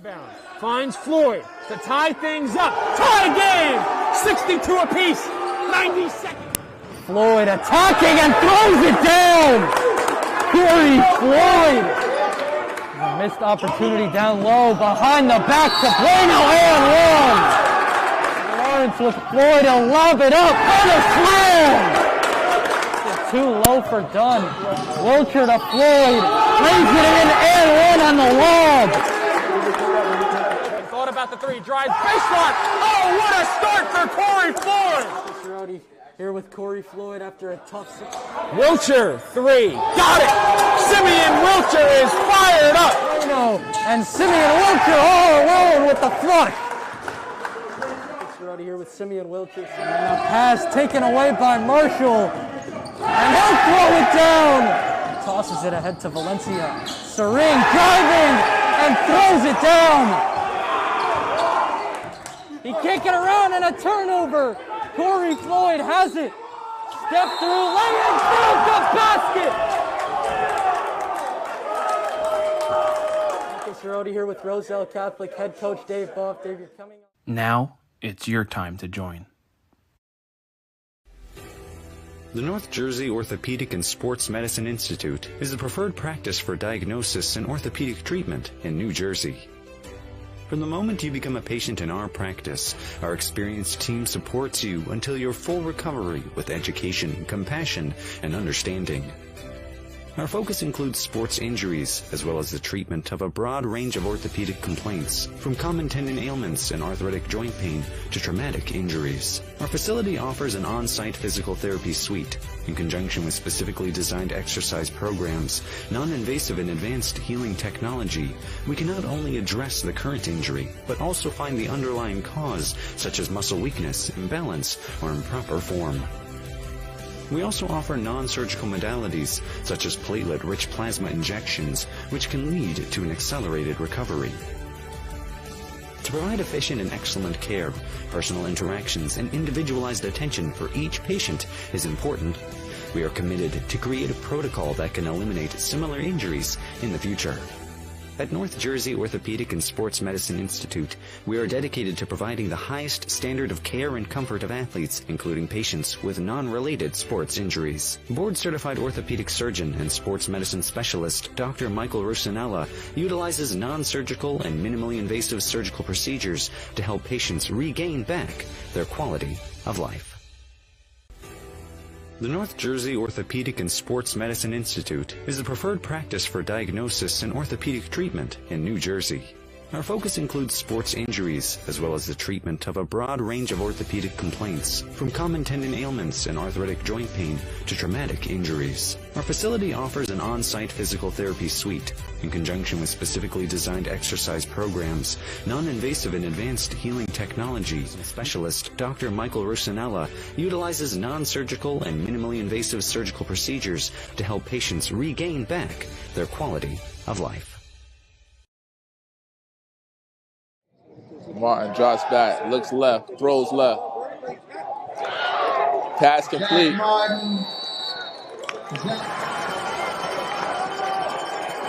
Second and 8, Raging Bulls.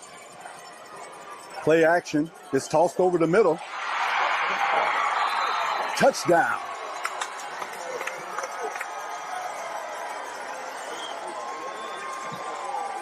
In, crowding the line of scrimmage. Man comes in motion. Minucci turns around, hands to Heath. He's got a first down, a lot more. There goes Ronnie Heath. He's off to the races. 20, 15, 10, 5. Touchdown, Don Bosco. Ball carried by number 5, Ronnie Heath.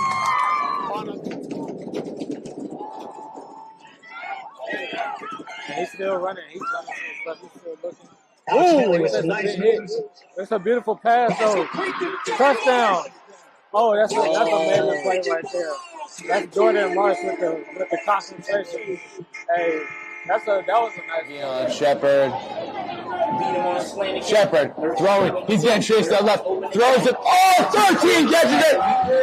And number 12. I'm sorry, number 12 on the catch. Brings it in. Number 13 with his second touchdown. Man in motion. And a pass up the field.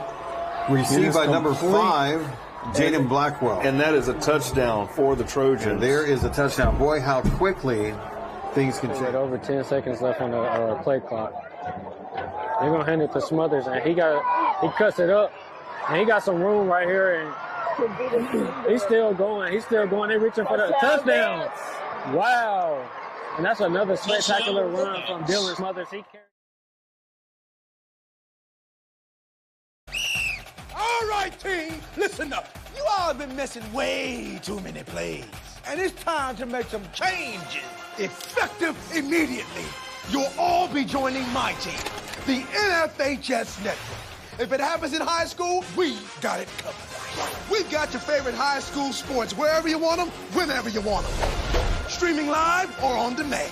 Plus, with a few well-executed moves here, here, and here, you can find and follow your favorite school or team. But what if I... Hey! There is no I in the word team, but there is in the word clip, which is what you can do with our new clip and share tool. Watch the game, clip the moment, share it with all of your fans. It's simple, people. When you're teamed up with the NFHS Network, there's no excuse to miss another play. Now you get out there and you watch some sports. Your high school, your team, your game, streaming live only on the NFHS Network. Who's gonna slap that hand? Do you want your school to be covered by the #1 live stream service in the state of New Jersey so the entire country can see moments like this? We play once again. Free kick coming for the Mountaineers. Short shot on goal. On post. And West Orange makes the goal, and they win. They take down the #2 ranked Seton Hall Pirates. Bullock takes the snap. He's going to take it himself. Barreling towards the goal line, and he's in. Carriage Bullock from 3 yards out, and the Marauders lead it 20-7. Or be a witness to championships like these? Montclair are state sectional champions. They defeat Livingston 4-1, and the Mounties sweep the boys and girls brackets in back-to-back wins over the Lancers.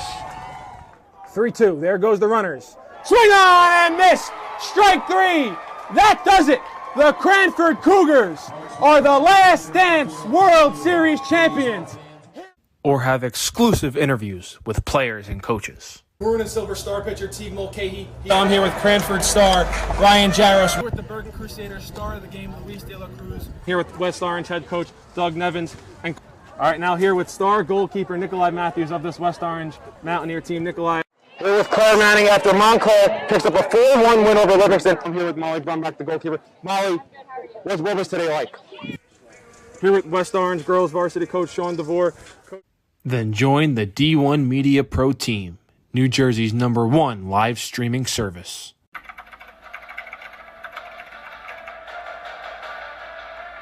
They score! Lloyd attacking and throws it down! Touchdown for St. Peter's! I'm here with Darren Lewis. With Simeon Wilcher. Here with Precious Achua. About doing overtime.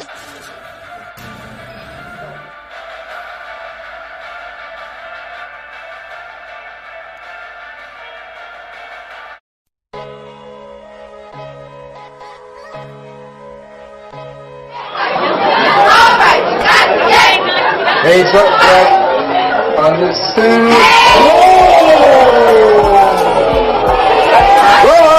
Took him and decreasing. Horton dribbles into the front court to Khalil Whitney. Go into the basket and the jam.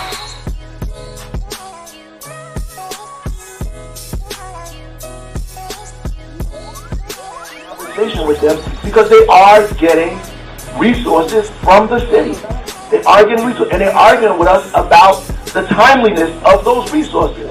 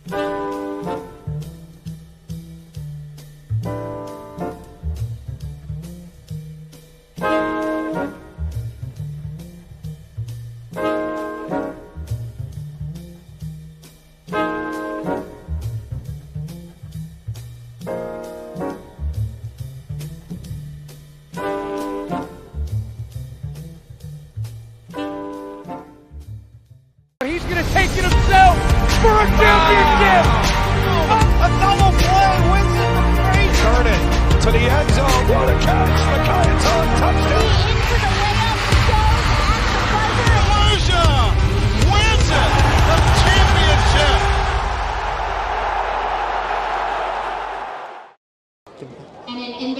Welcome back here to the D1 Media Pro page on the NFHS Network. Halftime, West Orange leads 18-12 in this 5-touchdown effort. A first half that exploded in excitement, slowed down, and then picked back up again. Currently being honored is current and soon to be departing for the assistant superintendent's position is Mr. Hayden Moore, the current principal of West Orange, and that is the acting director of athletics, Mr. Stefan Zakella, here on senior night. I'm Ryan Lowy, joined with Jacob Gorin, and on camera is Jordan Cooper.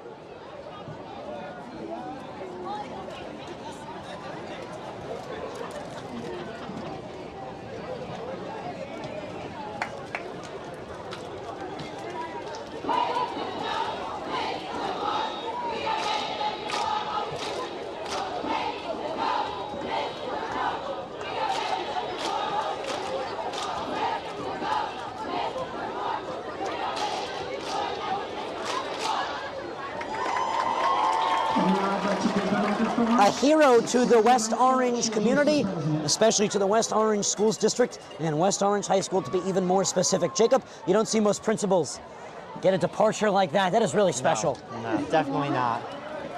Mr. Moore, tonight we are making you an honorary West Orange Mountaineer cheerleader, varsity cheerleader, which means for being our biggest cheerleader, for loading up, showing us how leaders cheer.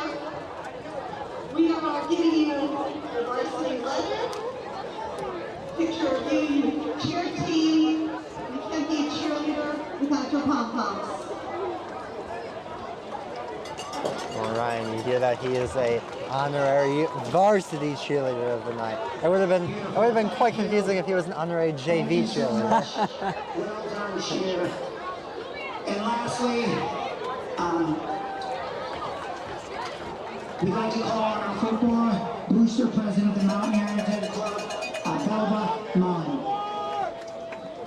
Mr. Moore, it is with great pleasure that we present to you this Mountaineer football with encouraging words to send you off to another great endeavor. You have been and you are one of the greatest leaders that West Orange High School has ever seen. Your leadership is about making others better as a result of your presence and making sure that your impact lasts in your absence. But you won't be leading us, you'll just be leading from a higher place. Let's go, Mr. Moore. Hats off to the future assistant district superintendent and soon to be superintendent of West Orange Schools. So only the greatest receive a farewell tour. And even though Mr. Moore is the only room downtown, we will miss him as a principal, as he's left an indelible mark on West Orange High School and all that had the honor of being so close to him. Mr. Moore, you are the best, and we wish you only the best. Let's give it up for Mr. Moore. Let's give him some love. We love you, Mr. Moore. Thank you, thank you, thank you. Now let's play some football. How about that? Long-time West Orange principal getting ready to move up a step in his transfer to future superintendent of West Orange Schools from kindergarten all the way up to 12th grade, aka senior year of high school. It is senior night here. We saw that during pregame on a separate stream. You can catch it on demand. Now, Jacob, I know many principals, and Hayden Moore should be considered one of the best.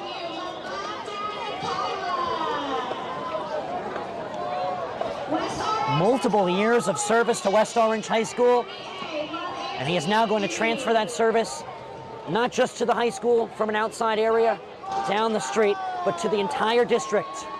All elementary schools, and the middle schools, all public schools in West Orange, will soon be spearheaded by the great role model, Mr. Hayden Moore, a West Orange man.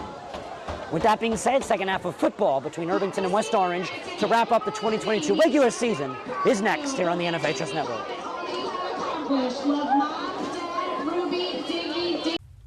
When one of the top public high school athletic programs in the state of New Jersey uses the #1 live stream in the nation.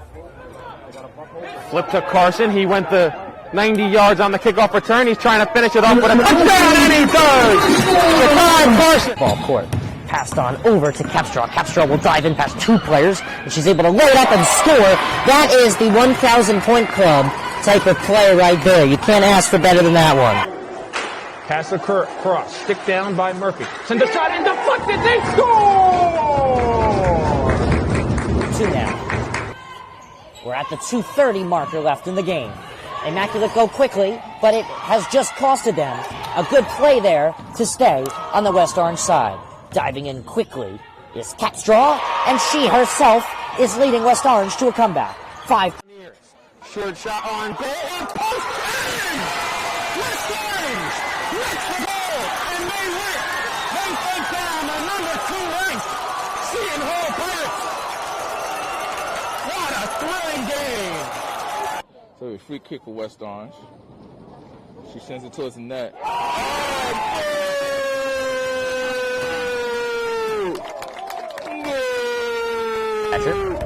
But we don't score the game, we just call and record it. As the pitch from Bove with nobody on base, swung on and missed, struck him out. Rosu now trying to get on the offensive side of things, can he? Ooh, and he's able to work himself into a pin position. Can he earn the pin? He's got all 5 back points easily secured, and he pins him. So the first Rosu with a pinfall victory. West Orange with a 5-0 win over North Central. I'm here with West Orange head coach Doug Nevins. All right, West Orange with a 6-1 win over Columbia. I'm here with 3 stars of the game: Emma Mitchell, Kaya Schultz, Gianna Festino. So I'm Ryan Lowy from D1 Media Pro, and I'm joined with senior Kaya Schultz and junior Kylie Capstraw. Here with West Orange girls varsity coach Sean DeVore.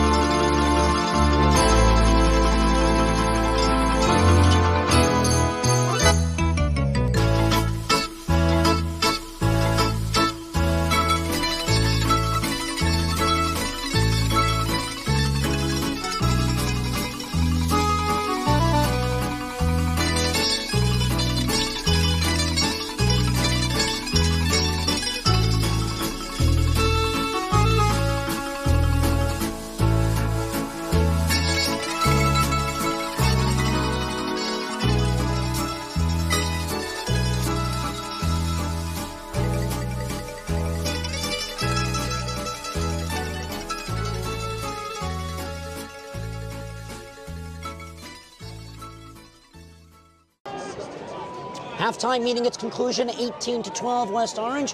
Hello, everybody, and welcome back to the D1 Media Pro page on the NFHS Network. It's West Orange senior night.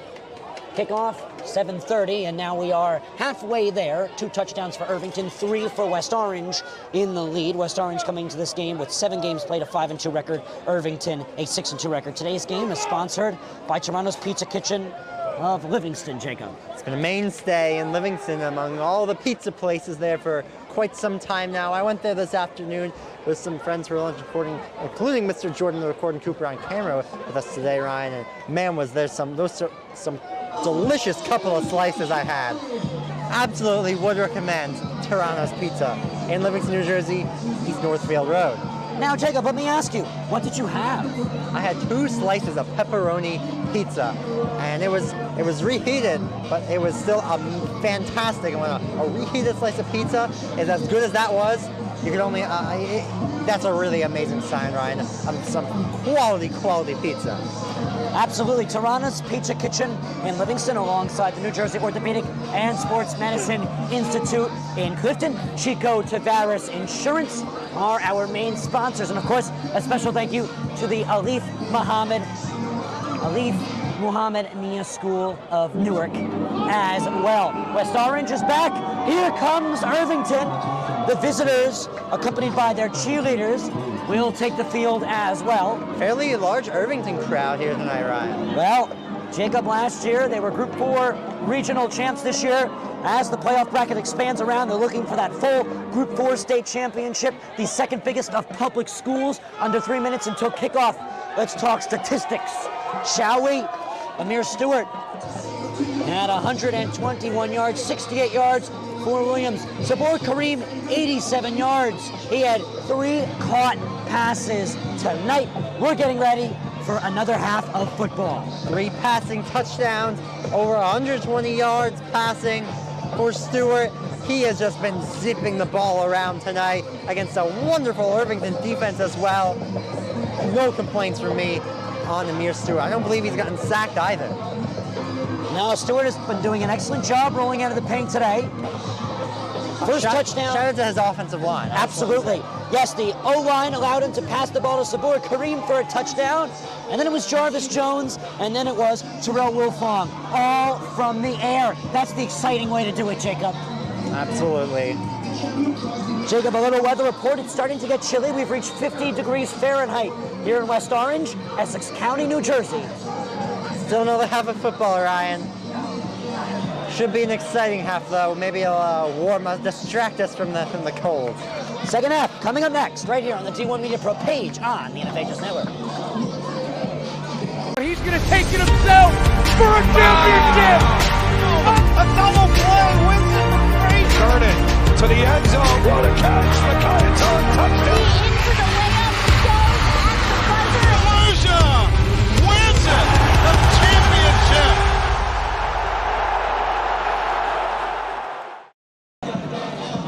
18-12, the hosting Mountaineers lead the visiting Blue Knights of Irvington here on the NFHS Network. This matchup presented by D1 Media Pro. You know it's presented by D1 Media Pro tomorrow. Seton Hall Prep returns after a tough loss last week. Jacob, you'll be on the call. They've lost a few in a row, Ryan. It's been rough goings for them. Lost last week to the #1 team in the state in Don Bosco. But before that, really not that fortunate. Lost to, of course, Paramus Catholic, 20-17 the week prior. That was a game they expected to dominate. We were on the call for that one, Ryan, and it was an upset at the Kelly Athletic Complex. The funniest part was that was Paramus Catholic's first matchup since the accusations came true about their recruitment scandal to the NJSIAA. They will not be playing playoff football this year. Don't think they had a very good chance of making it past the first round regardless. They definitely would have not hosted the first round, even if they were to win out. Last week they lost. Not only that, though, they are under probation until 2023 as a program altogether within the 3 levels. With Jacob, with that being said, 18-12 lead here across town for the West Orange Mountaineers at West Orange High School here on Pleasant Valley Way. Irvington made about the half-hour trip here to West Orange, and it was well worth the ride because we have great football to finish out the regular season. Absolutely. About 3 times the length of our trip, Ryan. Absolutely, yeah. We made the 10-minute hike here to our Friday night home. There's no better place to have Friday night lights than here in West Orange. West Orange, with this win, would host the first round of the state tournament. Same goes for Irvington. West Orange, a respectable loss in the second round of the tournament. They beat Westfield in the first round pretty comfortably. In the second half, they started to run away with Westfield's fighting, and then in the second half, they just completely ran away with it. Second round, they would lose to East Orange 14-0. They would get shut out in a close effort in the freezing cold. On the other side, Irvington all the way to the finals, where they would capture the Group 4 North Regional Championship. This year, an extra round of the playoffs that they would like to win as well, as we are getting ready for the second half of football on the D1 Media Pro page on the NFHS Network. It is now the third quarter of action. Let's play football once again. This one will be caught once again by Ian Gaynor. Gainer cuts out, now he cuts in. He's gonna stay on his feet. He's gonna get past the 20, dragged down at the 22. So Stewart's got a long hike with his O-line, his receivers, his tight ends, and his running crew. Let's see what he can do. 17-yard line, Ryan, is where they will start. First and 10 West Orange. Just couldn't. Yeah, right. They're gonna stop at the 17-yard line, Jacob. Sorry. Couldn't quite pull himself to the 20. This Gainer.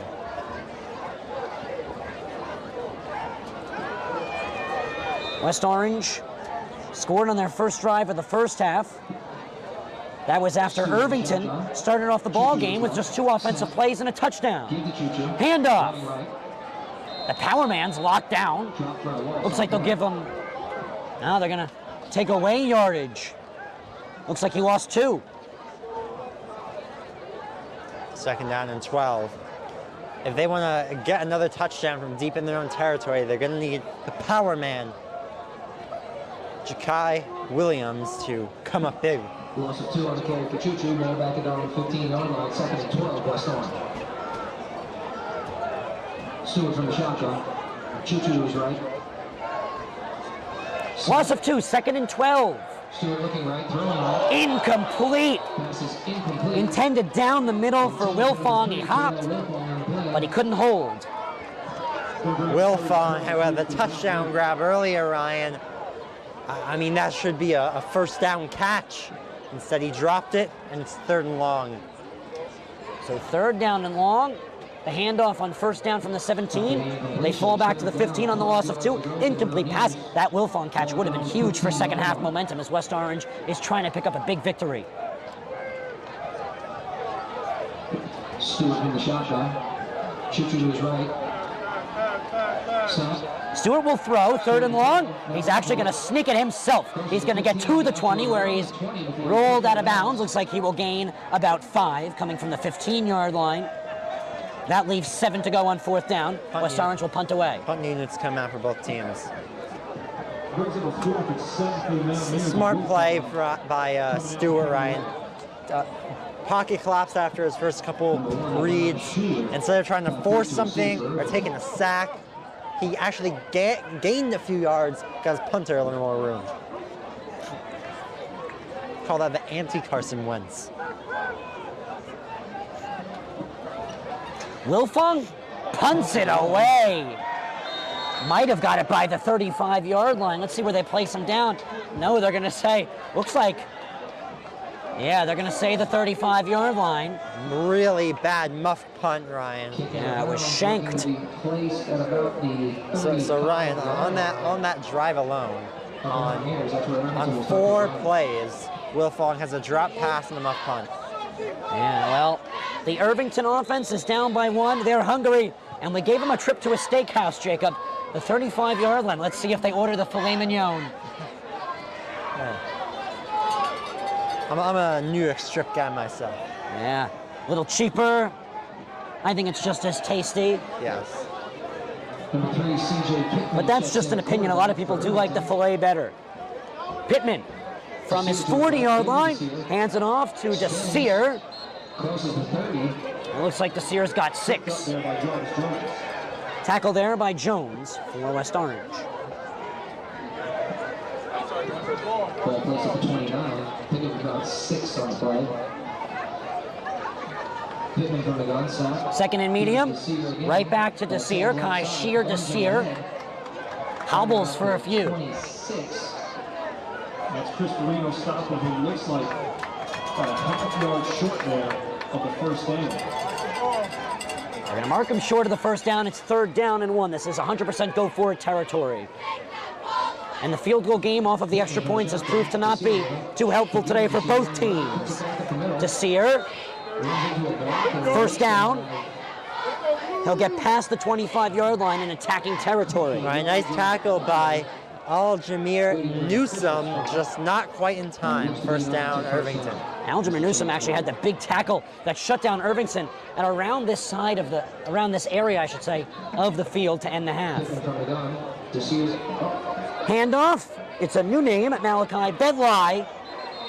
Check that Bedlai on the carry. Looks like they'll give him about a yard or 2. second and long. Even the best running backs need a couple snaps off each game, Ryan.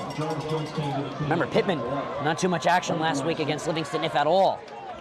A big victory Irvington had nonetheless. A scoreless first quarter was very surprising. Livingston only one win to their name. They won by 1 coming into that game. Irvington, one of the top in New Jersey. And then they held Irvington to 19 and put up a touchdown, the Lancers did, and then it was all over in the second half. The handoff just barely gets delivered as the entire D-line gets a little hungry, Jacob.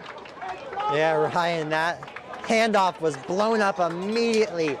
Big loss, and it's 3rd and long. We'll see if Pittman uses that fantastic arm of his. We talked about his dual threat ability in the pregame. Irvington started off the first half 0 for 2 on converting on 4th downs. Let's see how they do to start off the second half. Or if this is 4th down territory for Irvington, Ryan, do they run it and then pass on 4th down? Well, first they have 3rd down. Pittman from the 35, he will throw it down the middle. Caught for a first down. Still going to about the 4-yard line is Fama Toure. Toure and Pittman, Ryan, they have that quite a connection. Connected on an absolute dime. When the game I called, Irvington Seton Hall, made it a 28-20 game. Handoff, touchdown! Nassir Addison. Tie game, Jacob. Second of the game for Nassir, Ryan. Even this game up at 18-all. This one a little bit shorter of a distance than his first touchdown, just a little bit. That brings this game even at 18. Nassir from the ground. The 8:19 mark in the 3rd quarter. They're going to go from the extra point, Ryan. And now, yeah, they're going to go for the extra point, Jacob. What do you think of this? Out there to kick the extra point, John St. Thelmy. Snap is good. The kick speared through like a cross. That's good, Jacob. And Irvington takes the 1-point lead, 19-18. So how about that for an opening drive? They got great yardage off of the punch shank. They took advantage in slow fashion. And that capitalization on the 3rd and long, Ryan, really changed the momentum in this game. Let's see if West Orange can swing it right back. It's been a high-scoring game, Jacob. The extra point crew hasn't been doing so much help for both teams. That extra point was good. It was the first point after from any of the extra points or 2-point conversions in this whole game so far. 19-18, quite an unusual football score. Yes, it is. So Irvington will give the ball back to West Orange for West Orange's second possession of the half here in the 3rd quarter. 8:19 left to play. Should we get some smash-mouth 4th quarter football, Jacob? That's going to be a fun one. Something's telling me that that is going to be a very close game when we get to then. Because it's been a back-and-forth hike, and it's only a 1-point difference. And the team that's down by 1 will get the football back with Division I commits to their name.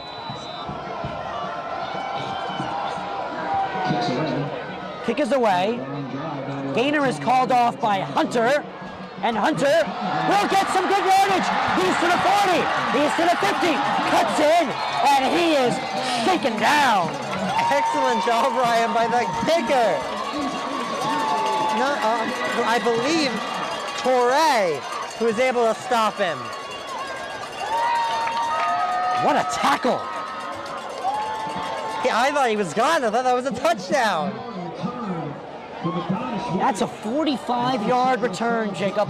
Look at that. And that was right as I was about to say, Ryan, that Irvington special teams did a fantastic job shutting down these returns. Good thing you didn't, because you would have jinxed them, and they would not have loved that.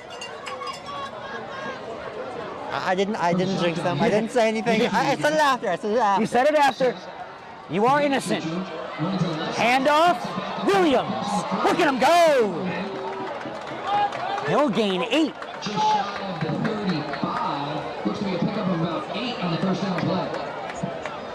That's a nice run. Classic Shakai Williams run, Ryan. We're going to have Mr. Ball Poet after the next play. Actually, Mr. Ball Poet now. 2nd and 2. You hear the 50-50 there, Ryan's coming up after this next play. We'll have to see who wins. Handoff once again. Williams once now, Williams twice. And this time, looks like he's on the chains. I think they'll give him the first down. And the head official says, yes, sir, first down. Got to give credit where it's due, Jacob. Are they? No. Oh, yes. I thought they were staying for just a moment. It was one of those, haha, they tricked you moments. Yes.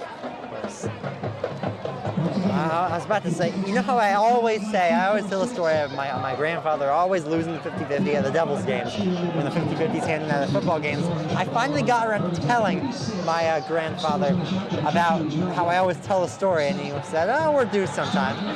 Stewart will dangerously throw one down the field. What a catch! How about Jarvis Jones? His second magnificent grab of the day. Leaping up and getting the shoulder in for a huge gain. Jumping Jarvis, diving Jones. First down, Mountaineers. And right off the snap, they will hand it off. But the officials saw something different before the snap came off that was quite illegal. There's pointing at Irvington. See what Stewart gets out of it. Was it too many men? It was. Too many men on Irvington, Ryan.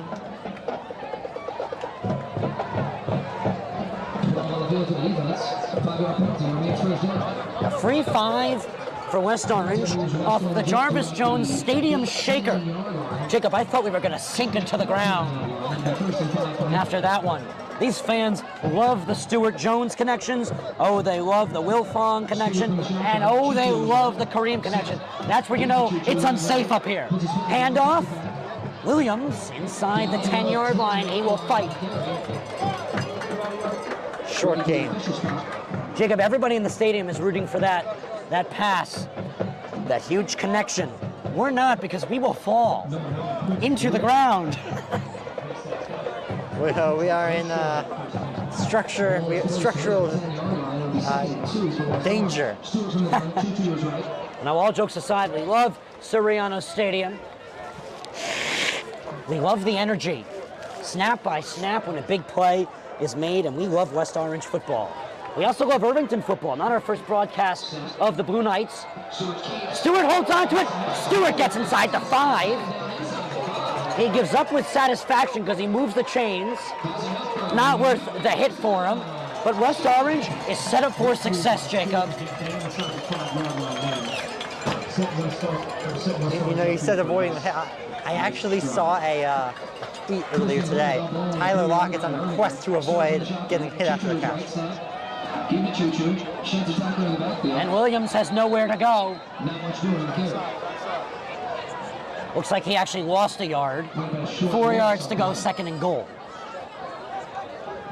There we go, second and goal. Ball back to the 4-yard line of Irvington. Be a second and goal for West Orange. Not often you see power man lose a yard. Looks like we're going to have a timeout. Charge to the Mountaineers. Stay tuned.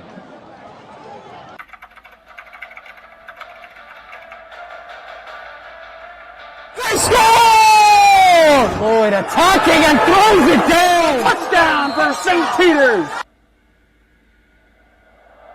I'm here with Darren Lewis. With Simeon Wilcher. Here with Precious Achua.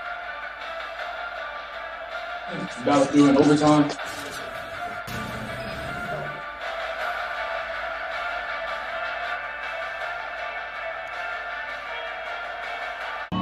Jacob, a barn burner. A 1-point difference, and the team that's down by 1 point might be able to tally on 6. They're in the red zone from the 4-yard line. It's second and goal. Ryan, you could say barn burner, or it could be shed heater.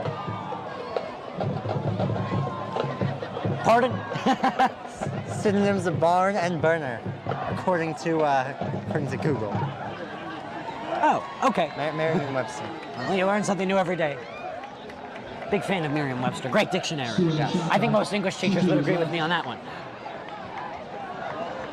Snap coming from the 4-yard line. Red zone football, 2nd down and goal. Stewart swallowed up, lost the football. Let's see who falls on it. Irvington football.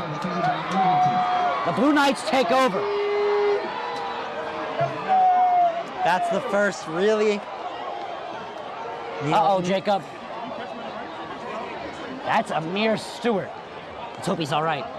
I was about to say, that was the first really head-shaking play from Stewart all day. Lost the football, deserts an Irvington ball.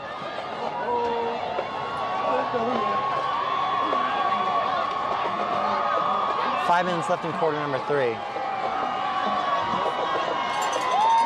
Stewart's getting up under his own well, moving to the sideline. Let's hope he stays in. Yeah, let's hope he stays in. We know Kurana Ali has played varsity football. He's got the experience. The senior may get the call.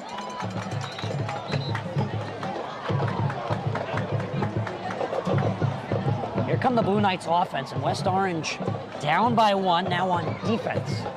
Here with 5 minutes and a second left to go in the 3rd quarter. Reminder to tune in tomorrow.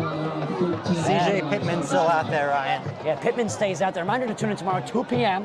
We have the girls' soccer Essex County tournament finals between Glen Ridge and West Orange. Boys to follow between Seton Hall Prep and Newark Eastside from James Caldwell High School. Opening up space, here's Famad Touré. Finally dragged out of bounds past the 35. That was an excellent run from Touré. They were stuck pretty deep in their own territory. That opened things up quite a bit. Ryan, you know, it's 9:40. Do you know what that means? 20 minutes away from 10 p.m.? No. 2 hours and 20 minutes away from midnight? You missed your bedtime. Oh. Well, if I mustn't lie to all our fans out there, I don't think I've ever made it when calling West Orange High School football. Each game is too much fun, and I don't regret it at all. Oh, I'm going to miss this 2022 football season, Jacob. As am I. It's been quite the... Hey, but the good news is we have playoffs coming up. Handoff. Good for 5. That was Nassir on the handoff, number 8 for Irvington.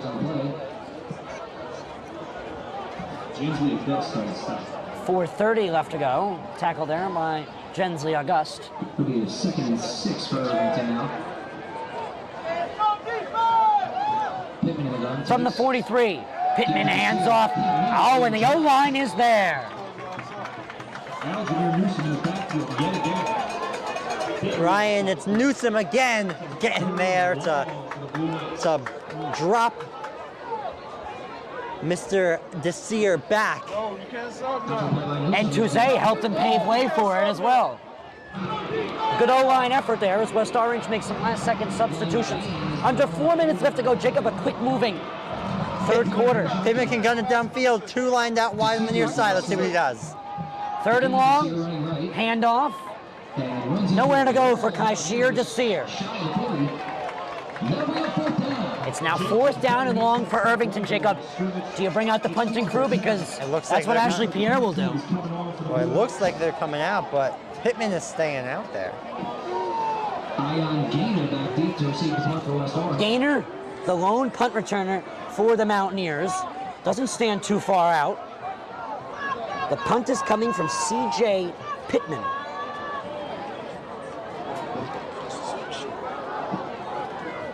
Now that he's in the game, Ryan, that might get a little bit confusing.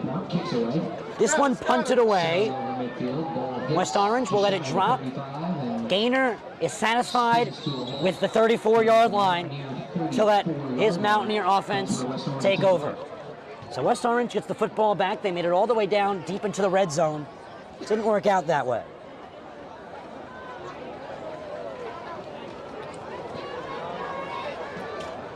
Jacob Stewart has to keep his head on a swivel this drive. Absolutely. He is back out there. Good sign for West Orange, but you can't drive all the way down just to turn the ball over. Stewart, one of Essex County's best quarterbacks, and he's got wide receivers to back him up. He'll get another try to drive downfield. The dual sport athlete takes the snap from the shotgun and hands it off. Hunter fights for a yard. He's got it. 2nd and 9.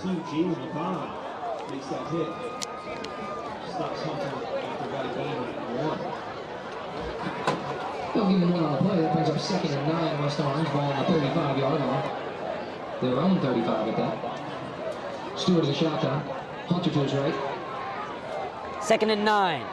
Stewart with Hunter close side. Snap. He wants to throw. He finds the open man within Jones, but Jones was too far ahead in the route. Underthrew him a little bit, Ryan. It was behind Jones, though. He did have him open. It was a good route. Looks like Jones was just a little too far ahead, as you said, underthrew him, Jacob. Run the play. 3rd and long. Wide receiver substitutions for the Mountaineers. They're going to have Kareem, Jones, Wilfong, and Barino out there ready to receive. They're going to have 5 blockers. 4 line that wide for 3rd and long. Here's the snap. Quick pitch. Sabor Kareem. Rattled down. Stacked up and dropped around the 35. Ryan, that was an interesting play call on 3rd and long. The front pitch to Sabor Kareem. They were probably hoping Sabor Kareem can work some of that Division I magic that over 25 schools have expressed heavy interest in.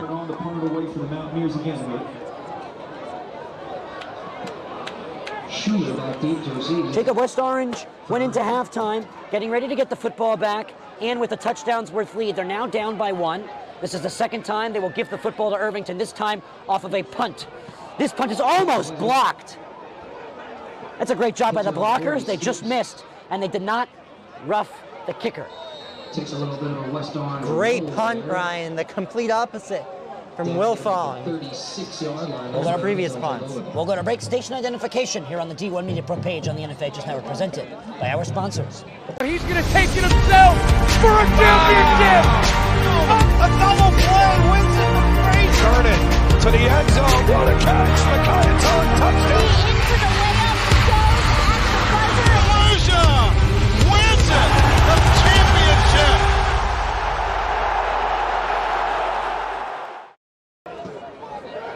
(19-18), Irvington with the football from hovering their 36-yard line. Pittman remains in as quarterback, Jacob. High snap. He will take it himself. Rolls out of the pocket. Flags in as a strong tackle will come in from Adonis White. Going to be holding on Irvington, Ryan. My apologies. Tackle Matthew Barino, the senior.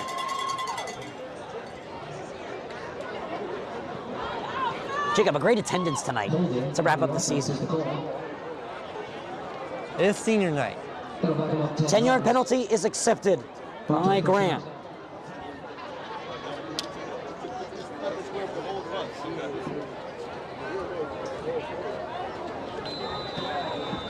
Ball placed at the 23-yard line after the penalty. Jacob, some games wrapping up around the state of New Jersey.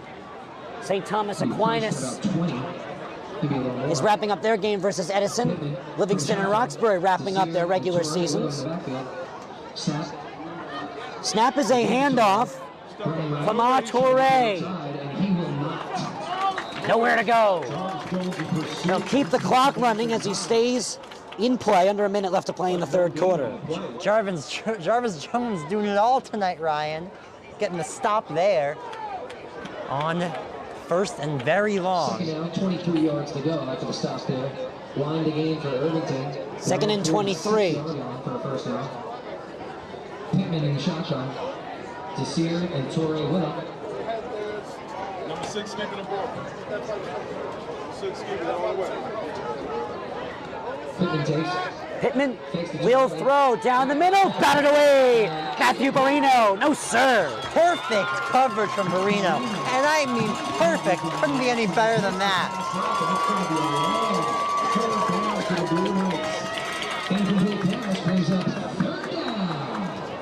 3rd down and extra long.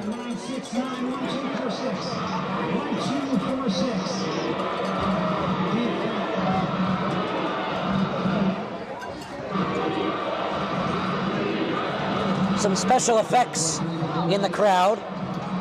A fake defense chant. Let's not be the Kansas City Chiefs. 23 seconds left to play here in the third quarter. 3rd and 23 to go. Pittman down the field. Incomplete. Short of Nassir Addison. Kentucky couldn't catch it. Underthrown, Ryan. Not quite enough to get it to Addison. And an excellent 3 and out. Jacob, West Orange will receive. Gainer out back, standing at the 50. Number 3, C.J. Pittman. He's walking in. Pittman's punting from inside his own 10. At his own 8 is where Pittman is standing. Snap is good. Pittman will get it away, lightly challenged. Gainer has no interest in picking it up. His whistles will blow it dead. In between the 41 and the 42, they'll call it the 41. One play for West Orange is due before a great fourth quarter that is separated just by one singular point. A touchdown or a field goal could switch the lead or strengthen it, just barely, actually. Yeah. A field goal for Irvington puts them up by a touchdown. Field goal for West Orange, the lead only by 2 points. No matter what, though, Ryan, West Orange is just playing this Irvington team so tight. They got to be proud of the outcome of this game, no matter what. Even though, obviously, you would love a win.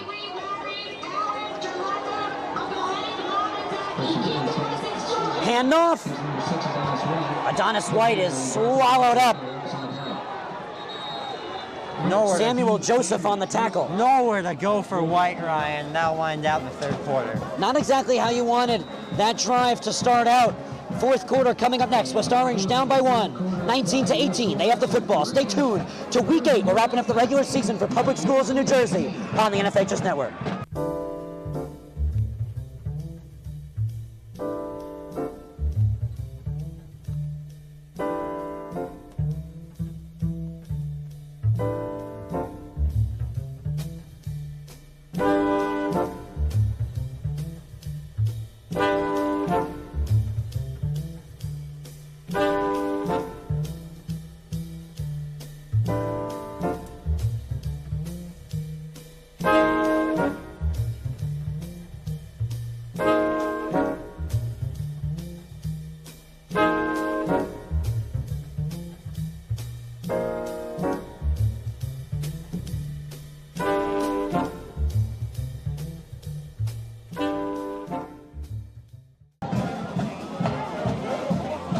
Fourth quarter action. Today's game is sponsored by Tavares Insurance, by Rosa M. Tavares and Andrew Pires.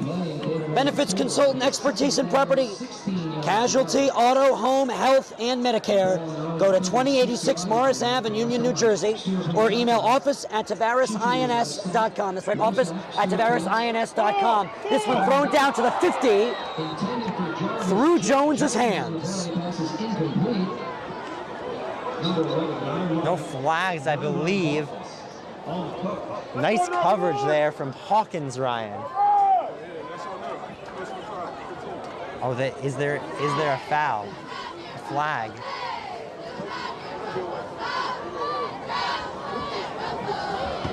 Some discussions among the officials. If that play stands, that was well played by Hawkins. Jones might have had a chance to grab that, but I doubt it.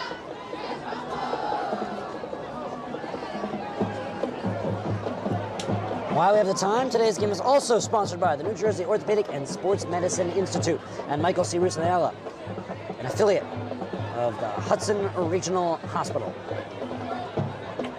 And it is a personal foul, I believe, of Irvington. 15-yard penalty and an automatic first down, Ryan. That could change the tides of this game. Tough first play to get a fourth quarter going on offense. Down by 1. Don't worry, the officials will move up the ball for you. So 3rd down and 1. A yard short of the first down. West Orange was so far away from the line to gain. All that yardage from the penalty couldn't even do it for him. Nonetheless, I have a feeling the power man will take care of it himself. Stewart muffs the snap. He'll have to dive on it. It's now going to be 4th down. We're looking at 7, 8, 9. It's going to be, if far medium, actually long.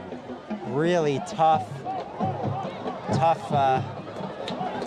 play there, Ryan. Unfortunate for West Orange.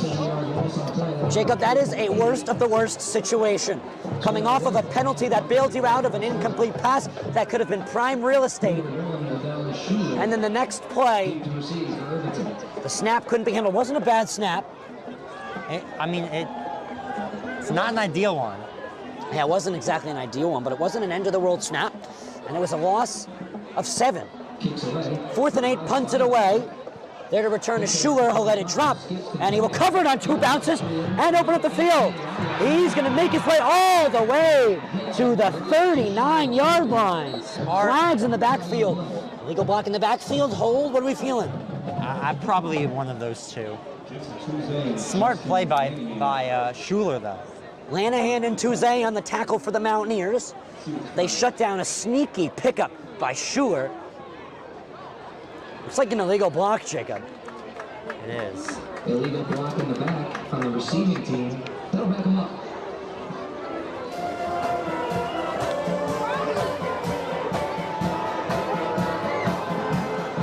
(9:55 p.m. Eastern Time). NFHS Network Week 8 New Jersey High School Football presented to you by the D1 Media Pro Team. A special thank you to our sponsors.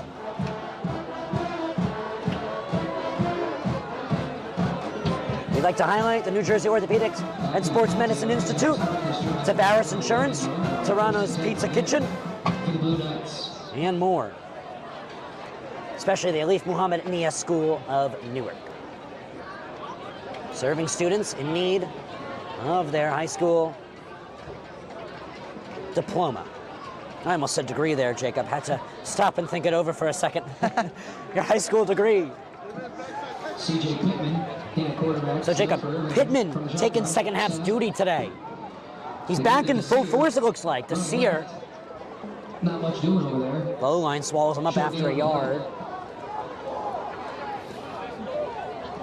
It's a very quick 3rd quarter, Ryan. I would expect a 4th quarter that's a little bit slower. Teams starting to use their timeouts. Second down 9 after the short run there by Nassir. Picking from the shotgun. Snap to give it to Toure. From Toure, 1st down. He's going to keep going. Unable to tackle him. There is Touze. As a result, the 43 is, the 37 is prime real estate, Jacob. Ryan, that was the sophomore, Christopher Barina, who was just being dragged all the way past the 35-yard line by Toure. Ball on their own 38. Pittman directing traffic.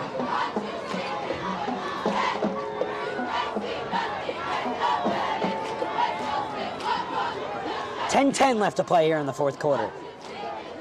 Last week of New Jersey public school high school football, one more week of private school regular season high school football, and then the private schools in 2 weeks from now will join the public schools in the playoffs. Private schools will have 4 rounds and 1 championship to play for, and the public schools will have 2 championships to play for, 3 rounds of a sectional tournament, and now an added round to make it a true state champion. So a timeout for Irvington. Both have used 1 timeout, and we're going to go to break. Stay tuned.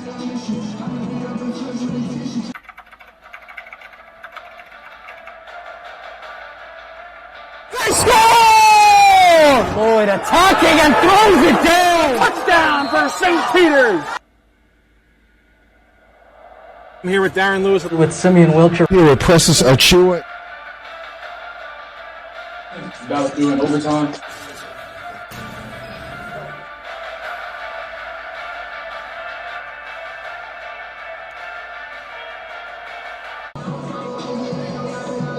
Jacob, Irvington up by 1.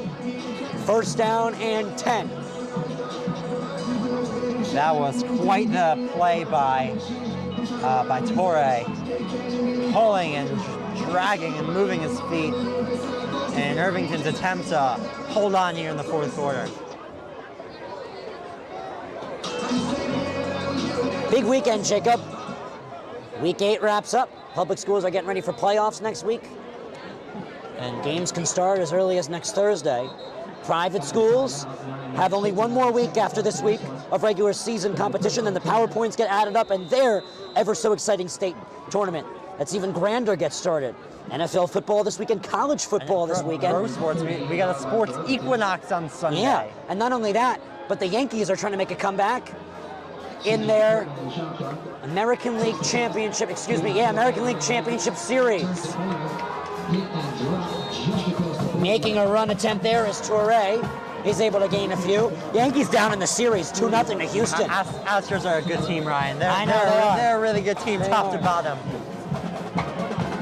Officials timeout for an injured Mountaineer. You know, I'm surprised the Yankees were even able to sneak by. As big of a fan I am as the Yankees, after blowing that lead, I didn't think the Yankees were going to come back and win 2 in a row and take the series. Against Cleveland, yeah. I didn't think so either, but they were able to do it, hold on. Excellent performances by Cole and the bullpen. I believe it was a bullpen game in Game 5, or was it not because of the rain delay? Well, rain definitely affected the schedule due to the lockout. Major League Baseball had to make its postseason a little bit less comfortably scheduled for the players. Barely any days off in between rounds, especially because of the rain. The Yankees' 1 day off in Game 5 was non-existent. Right now, the Phillies are 4-2 after the 7th inning over the Padres in that 1-1 NLCS series. It's been a very good MLB playoffs this year, as coming off the field on his own power is Newsom. Newsom looks all right. He's walking back on the 50-yard line to his bench. He will sit out for at least the next play or so. 9:45.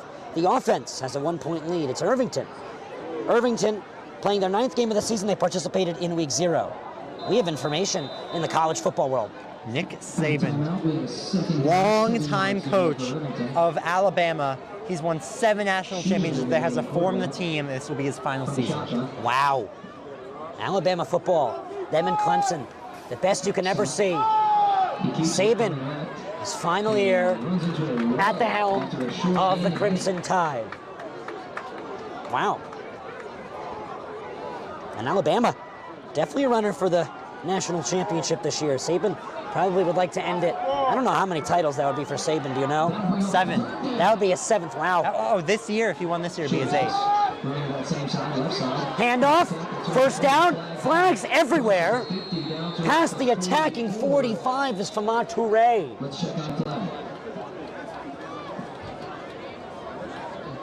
An admirable career for Nick Saban, though, I must say.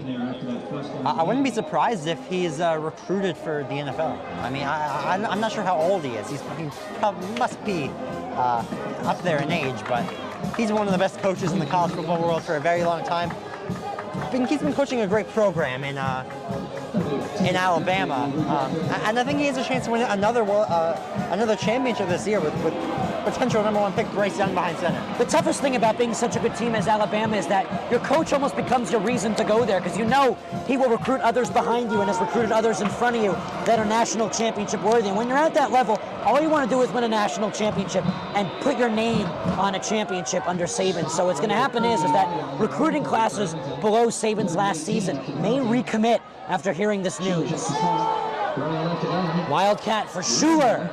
Down the field he goes. Gains solid yardage on 3rd and long. It's going to be 4th down. But it's going to be 4th and short. Maybe go for it. Let's see it. It looks like they are going to go for it. Jacob, going back to what I was saying, we actually saw that the Clemson baseball commit from Seton Hall Prep, most recently Chris Maldonado, announced his recommitment to Vandy Boys, Vanderbilt baseball, because of Clemson's coaching change. It really is the coaches that breed the recruiting system. West Orange uses a timeout on Irvington's decision to go for it on 4th and 2 to gain. We're going to stay here, Jacob, What do you think they do off the timeout, the Irvington Blue Knights, under Ashley Pierre? I think they're going to go for it. I mean, if you punt, you most likely pin West Orange pretty deep. If you fail to convert here on 4th down, they've been so good at getting at least a few yards on every run. I don't see the value in not going for it.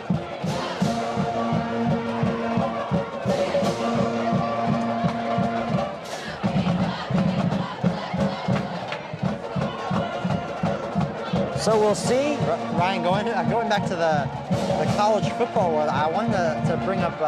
Do you see last weekend after Alabama lost to Tennessee? Tennessee's fans took down the goalpost and took it out of the stadium with them. I did see that, and I will tell you this, college football is exciting, and a lot of players on the field right here will likely see that next level very soon. Wildcat formation, 1st down. The Blue Knights move the chains. That is huge. 8:36. They're now in offensive territory. Brian, the funniest part of that story, Tennessee set up a GoFundMe to fund the new goalpost. Well, tuition is very expensive to almost every college, especially the big schools. So I wonder, can they afford it? Can they not? I just thought that was funny. It is very funny. Here's the snap. Wildcat once again. Schuler. And brought down. Gain of 2. Just shy of 45. 2nd and 8. That 1st down silenced this crowd here in West Orange a little bit. Key time chipping away. If Irvington's able to put a touchdown in, they'd be up by 7, maybe 8. If they go for 2, that would be 2 possessions within 9 if they succeed. This time it's going to be a handoff to Nassir and Kaishir Nassir. Still heaving. I think all 11 Mountaineers currently on the field had to drag him down, Jacob. Actually, I see 1 Mountaineer in the backfield, but I guess 10 of them had to drag him down. 3rd down and 4.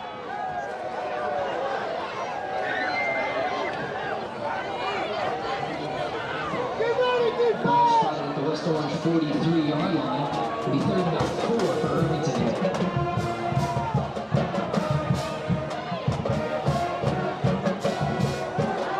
7:15 in the 4th.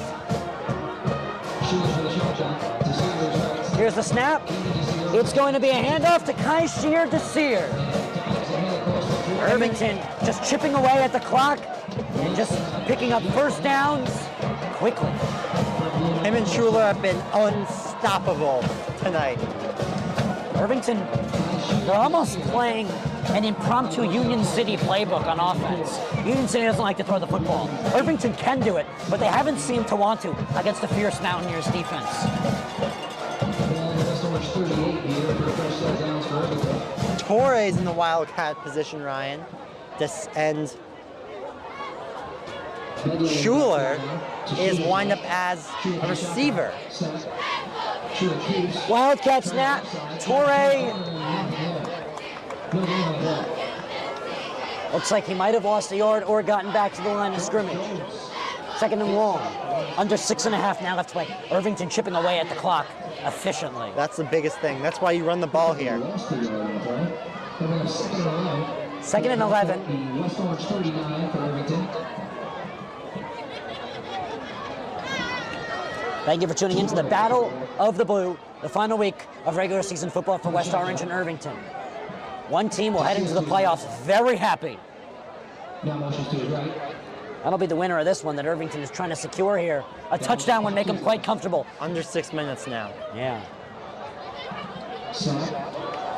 Doing it once again himself off the snap is Touré. Finally dragged down. I think they're going to give him the 1st down. I think they will as well. It was really shifting and turning there.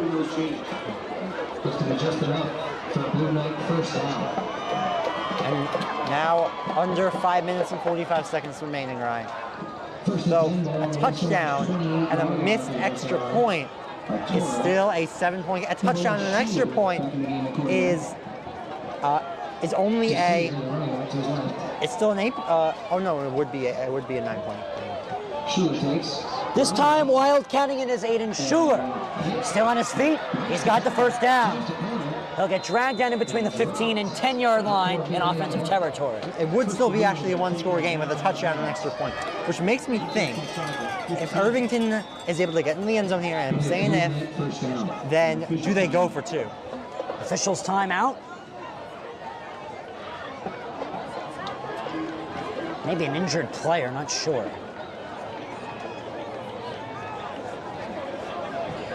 Wonder what the call is, Jacob.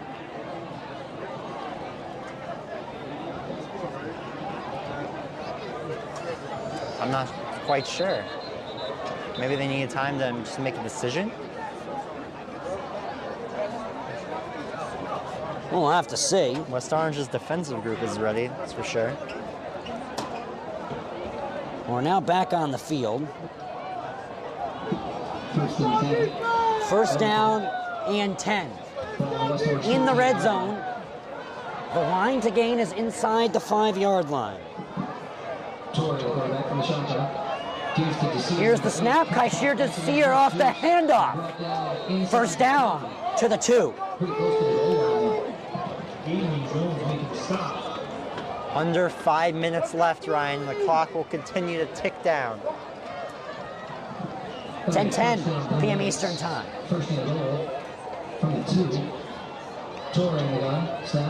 Snap, taking it himself is Torrey. Touchdown! Irvington Blue Knights. Ryan, it's still a one-score game. You have to remember that even if they kick the extra point, which it looks like.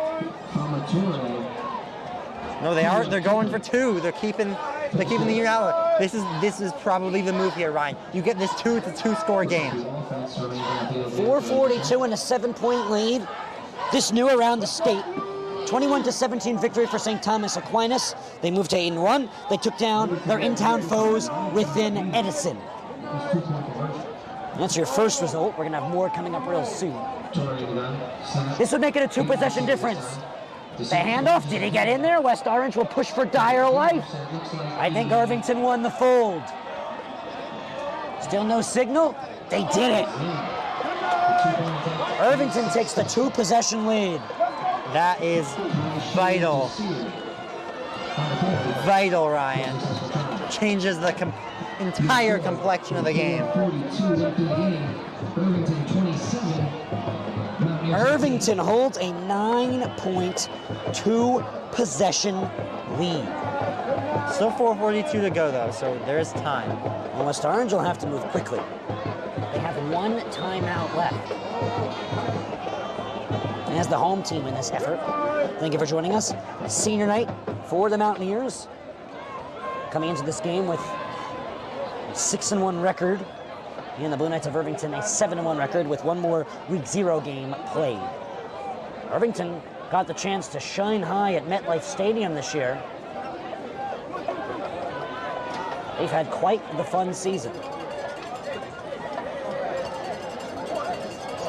Actually, I might be mixing them up with Camden. I believe Camden got to shine in the bright lights of MetLife Stadium this year, as well as some other great teams. Hey, we got your last, we got to do shit. Have a good night. Have a good night. 4:42 left to play. Ryan, some chirping between the West Orange fans and the Irvington coaches. Yeah, we do hear some chirping. And Jacob, another update. Livingston just cannot pick up a win. 41-14 loss versus Roxbury. This just in, according to NJ.com.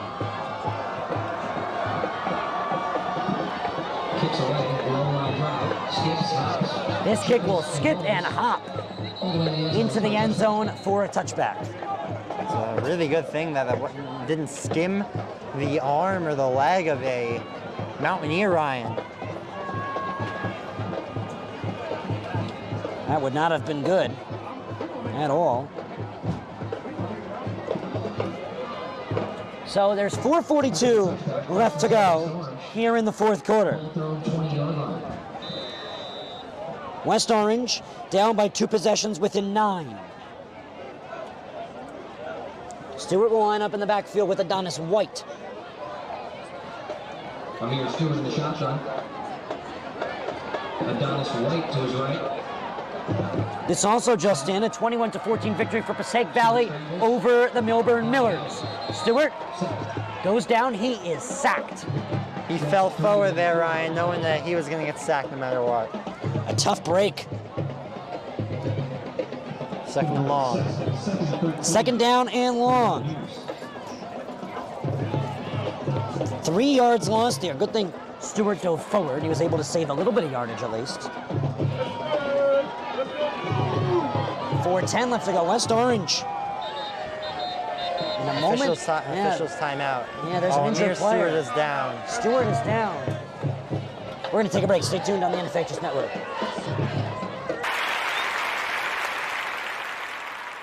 The Marauders go back to their bread and butter. Their 3 offensive touchdowns today have all been on the ground. They'll go back to the ground here with Slade, and he's untouched into the end zone for a touchdown. Sam Slade. And 21. Missouri under pressure, and he's taken down. Jack Price with the sack. Goes under center.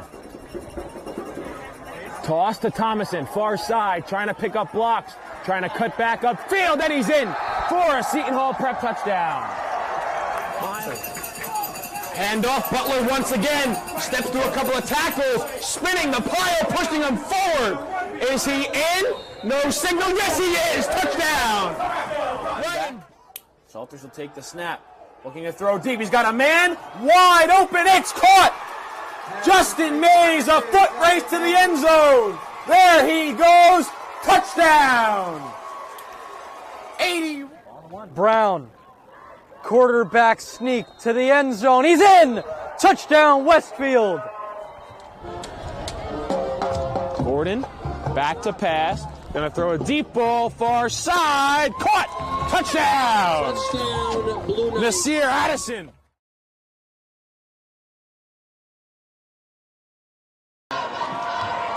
Jacob Stewart looks a little shooken up off of the official's timeout. Karan Ali is warming up on the sideline, Ryan. So the 5'11 senior, second string quarterback, once again gets the call. West Orange, 2 possessions away from taking the lead, but not much time. Only 4 minutes and 8 seconds. Another out-of-town score. East Orange shut out by West Essex 20-0. They finish out their season with a 3-5 record. East Orange, wow. Essex County football lighting up. Here's the snap. Ali throws down the field, his first play of the game. Oh, what a catch! Jarvis Jones, a pass interference added on. It was pass interference. That's going to be declined. Excellent grab. Jarvis Jones having a terrific game. An extension to a tough drive. It's quite the way to enter the game if you're Ali. We hope Stewart's all right. This would be his second injury of the season. He hurt himself. He's being examined for a concussion, it looks like, on the sideline. He is being taken care of by the staff here at West Orange. Ryan, the entire football world, high school to pro level, was shooken after what happened to Tua Tagovailoa earlier this season in the NFL. Yeah, there's been a lot of other injuries too in New Jersey. We saw the St. John Vianney quarterback take a tough hit. Hasn't took a snap on the football since, resulted in the hospital. We even saw an incident here in West Orange just a couple weeks ago that actually ended up being okay, only a game or 2 missed. Ali throws one to the same receiver, incomplete. Ryan, a little safety assistance there. Another injury here, Ryan. Now down is Hawkins is down, wow. He actually collided, Jacob, with the Bowie Toure. This is a dangerous sport, Jacob. New Jersey's really showing that this year. We're going to take a break. Stay tuned on the NFHS Network. The North Jersey Orthopedic and Sports Medicine Institute is the preferred practice for diagnosis and orthopedic treatment in New Jersey. From the moment you become a patient in our practice, our experienced team supports you until your full recovery with education, compassion, and understanding. Our focus includes sports injuries, as well as the treatment of a broad range of orthopedic complaints, from common tendon ailments and arthritic joint pain to traumatic injuries. Our facility offers an on-site physical therapy suite. In conjunction with specifically designed exercise programs, non-invasive and advanced healing technology, we can not only address the current injury, but also find the underlying cause, such as muscle weakness, imbalance, or improper form. We also offer non-surgical modalities, such as platelet-rich plasma injections, which can lead to an accelerated recovery. To provide efficient and excellent care, personal interactions, and individualized attention for each patient. So Amir Stewart is back on the field. Good to see that he's okay. Another out-of-town score. Final as of today, a 7 p.m. kickoff. DePaul Catholic takes down Del Burton, 21-10. At DePaul Catholic's home field. Flags on the field. 3:11 left to play here in the fourth quarter. And it's going to be against West Orange. Push them back.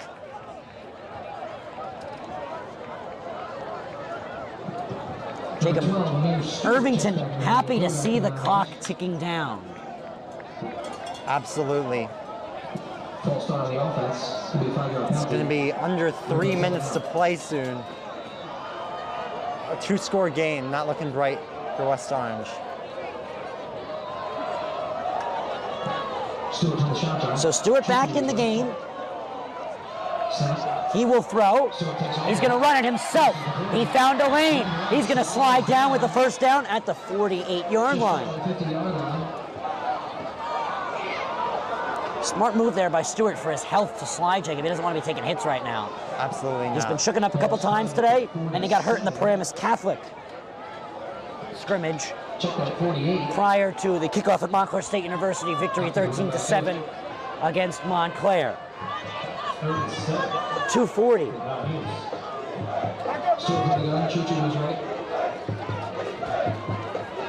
Stewart takes the snap. He will throw down the field, incomplete. Flag comes in, Ryan. Looks like they may have a pass interference. Oh, holding. Let's see. Jones wanted the pass interference. It actually looks like he might have gotten it because the defender, man-to-man coverage on him was wrapped around him, but I don't think that's where the flag was intended to. Ryan Ashley Pierce, head coach, screaming from the sidelines. Coach Pierre. Excuse me. This just into Phillipsburg will shut out East Brunswick. East Brunswick will end their season with not a single win, and Phillipsburg ends their season undefeated. 15-yard penalty. Ball placed on the 30-yard line. Phillipsburg 8-0. That's how they end their season with the 4-touchdown victory. Third in a country mile here, Ryan.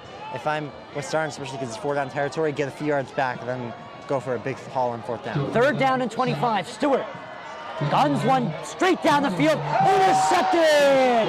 Caught by Touré. There he goes to the 30. Still on his feet. Dragged at around the 22 to the ground. Flags on the field. But I believe this flag came after the interception, Jacob. Let's see. See as in yes, or let's see? I said let's see. All right, just double checking. Yeah, well, that was, I mean, I don't know what Stu was thinking there. Threw it right. It looked like he was throwing it to Touré.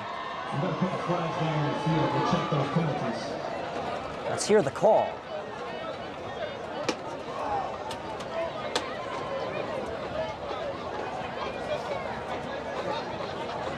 It is. After the interception, holding on Irvington. It's holding on Irvington. That'll back them up, but they will keep possession of the football. So that'll be called a holding on Irvington after the interception. So the Blue Knights with a 2-possession lead take over. And 1 timeout left for West Orange. 2:15. Jacob, I think that might do it for both teams' regular season. Irvington going into the Group 4 tournament fired up. We'll see. I think they have to get one more 1st down. They definitely can. They've shown their Union City-esque style of offensive football can do the job. Offensive coordinator for the Irvington Blue Knights is Darnell Mangan.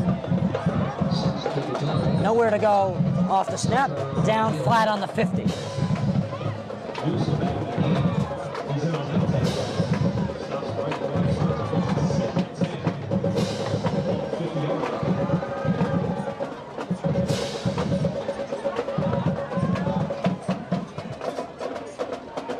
$1:50 left to play.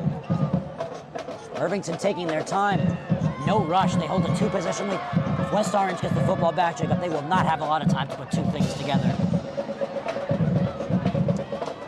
95 seconds. The Irvington coordinating team is right next to us, Jacob, and they're fired up.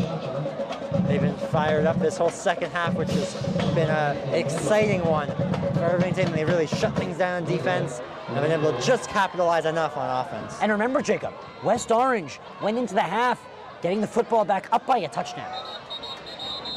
Flags on the play. Flag down. Delay of game on the offense. On the offense. Going to be a 5-yard penalty. Replay 7 down. Not too much of a worry for the Blue Knights. 75 seconds of game time football left. Ball placed on the 45. 15 to gain to seal the deal, but I think they might have done that already. Handoff. Here's a nice running effort. Gain of about 3. With the entire Mountaineer D-line chasing them is Bedlive. And the Mountaineers will use their final timeout. And we will go to break for the final time this broadcast. Stay tuned on the NFH's network. The North Jersey Orthopedic and Sports Medicine Institute is the preferred practice for diagnosis and orthopedic treatment in New Jersey. From the moment you become a patient in our practice, our experienced team supports you until your full recovery with education, compassion, and understanding. Our focus includes sports injuries, as well as the treatment of a broad range of orthopedic complaints, from common tendon ailments and arthritic joint pain to traumatic injuries. Our facility offers an on-site physical therapy suite. In conjunction with specifically designed exercise programs, non-invasive and advanced healing technology, we can not only address the current injury, but also find the underlying cause, such as muscle weakness, imbalance, or improper form. We also offer non-surgical modalities, such as platelet-rich plasma injections, which can lead to an accelerated recovery. To provide efficient and excellent care, personal interactions and individualized attention for each patient is important. We are committed to create a protocol that can eliminate similar injuries in the future. At North Jersey Orthopedic and Sports Medicine Institute, we... 9-point lead for Irvington. West Orange has just used its final timeout. Jacob, first down would seal the deal. Not much West Orange can really do if they get the football back. You ever watch the Miracle on Ice documentary? Maybe a high school football? Hope is what West Orange is looking for at this point? Possibly. Wildcat run for Torre. Look at him stay on his feet and reverse the field. He's coming close side. He gets past the 50. Look at him go. First down to the 30, to the 20. Powers his way to the 10. I think he stayed in bounds, Jacob. Stayed in bounds. That's the most important thing. There's a flag. Well, that and moving the chains, I think there might have been a holding, but that and moving the chains. That's the game. Yeah, that and moving the chains stops the clock. A play would be needed. Maybe they put a touchdown in. Just for fun, I guess, is the way to put it. 120. Judy got 120.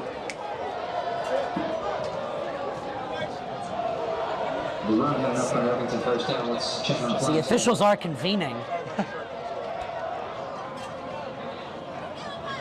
And we'll see what they say. It was a personal foul on West Orange. Half the distance, Jacob. So at the end of the play.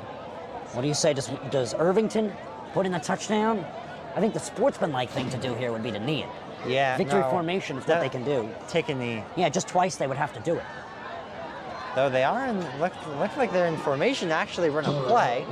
From Torre, Wildcats it himself, cuts to the 6-yard line. West Orange does not want to let anybody in the end zone. We'll wait for the official spot. Looks like that'll do it, Jacob. Clock continues to run. Under 20 seconds. And Irvington will line up at the 50 to shake hands. That will do it. Final score, Irvington will take the 27-18 victory. Home with them on 280. West Orange drops their third contest of the season, heading into the Group 5 sectional tournament. Irvington, a lot to work off of and a secured first-round home game at the very least for them. As public school seeding will be due in a couple of days, and the playoffs set to begin as early as Thursday evening. So with that being said, thank you so much for tuning in. Week 8 football between Irvington and West Orange. My name is Ryan Lowy. I was joined by Jacob Warren, and on camera today was Mr. Jordan, the recording Cooper on camera. Final score, 27 for the visiting Irvington Blue Knights and 18 for the hosting West Orange Mountaineers. They're on the D1 Media page on the NFHS Network. Thank you so much for tuning in to West Orange football regular season matchups. All season long, all 8 weeks long. I was on the call for 6 games. Very proud to be in attendance for all 6, and I'm looking forward to hopefully calling some playoff matchups for the Mountaineers here on the D1 Media Pro page on the NFHS Network. With that being said, I'm cold, and I think everybody else agrees and would like to go home. So with that being said, I will sign off. So for Jordan and Jacob, final score 27-18. Ryan Lowy saying toodaloo. He's going to take it himself for a championship. A double play wins it for 3. Turn it to the end zone. What a catch.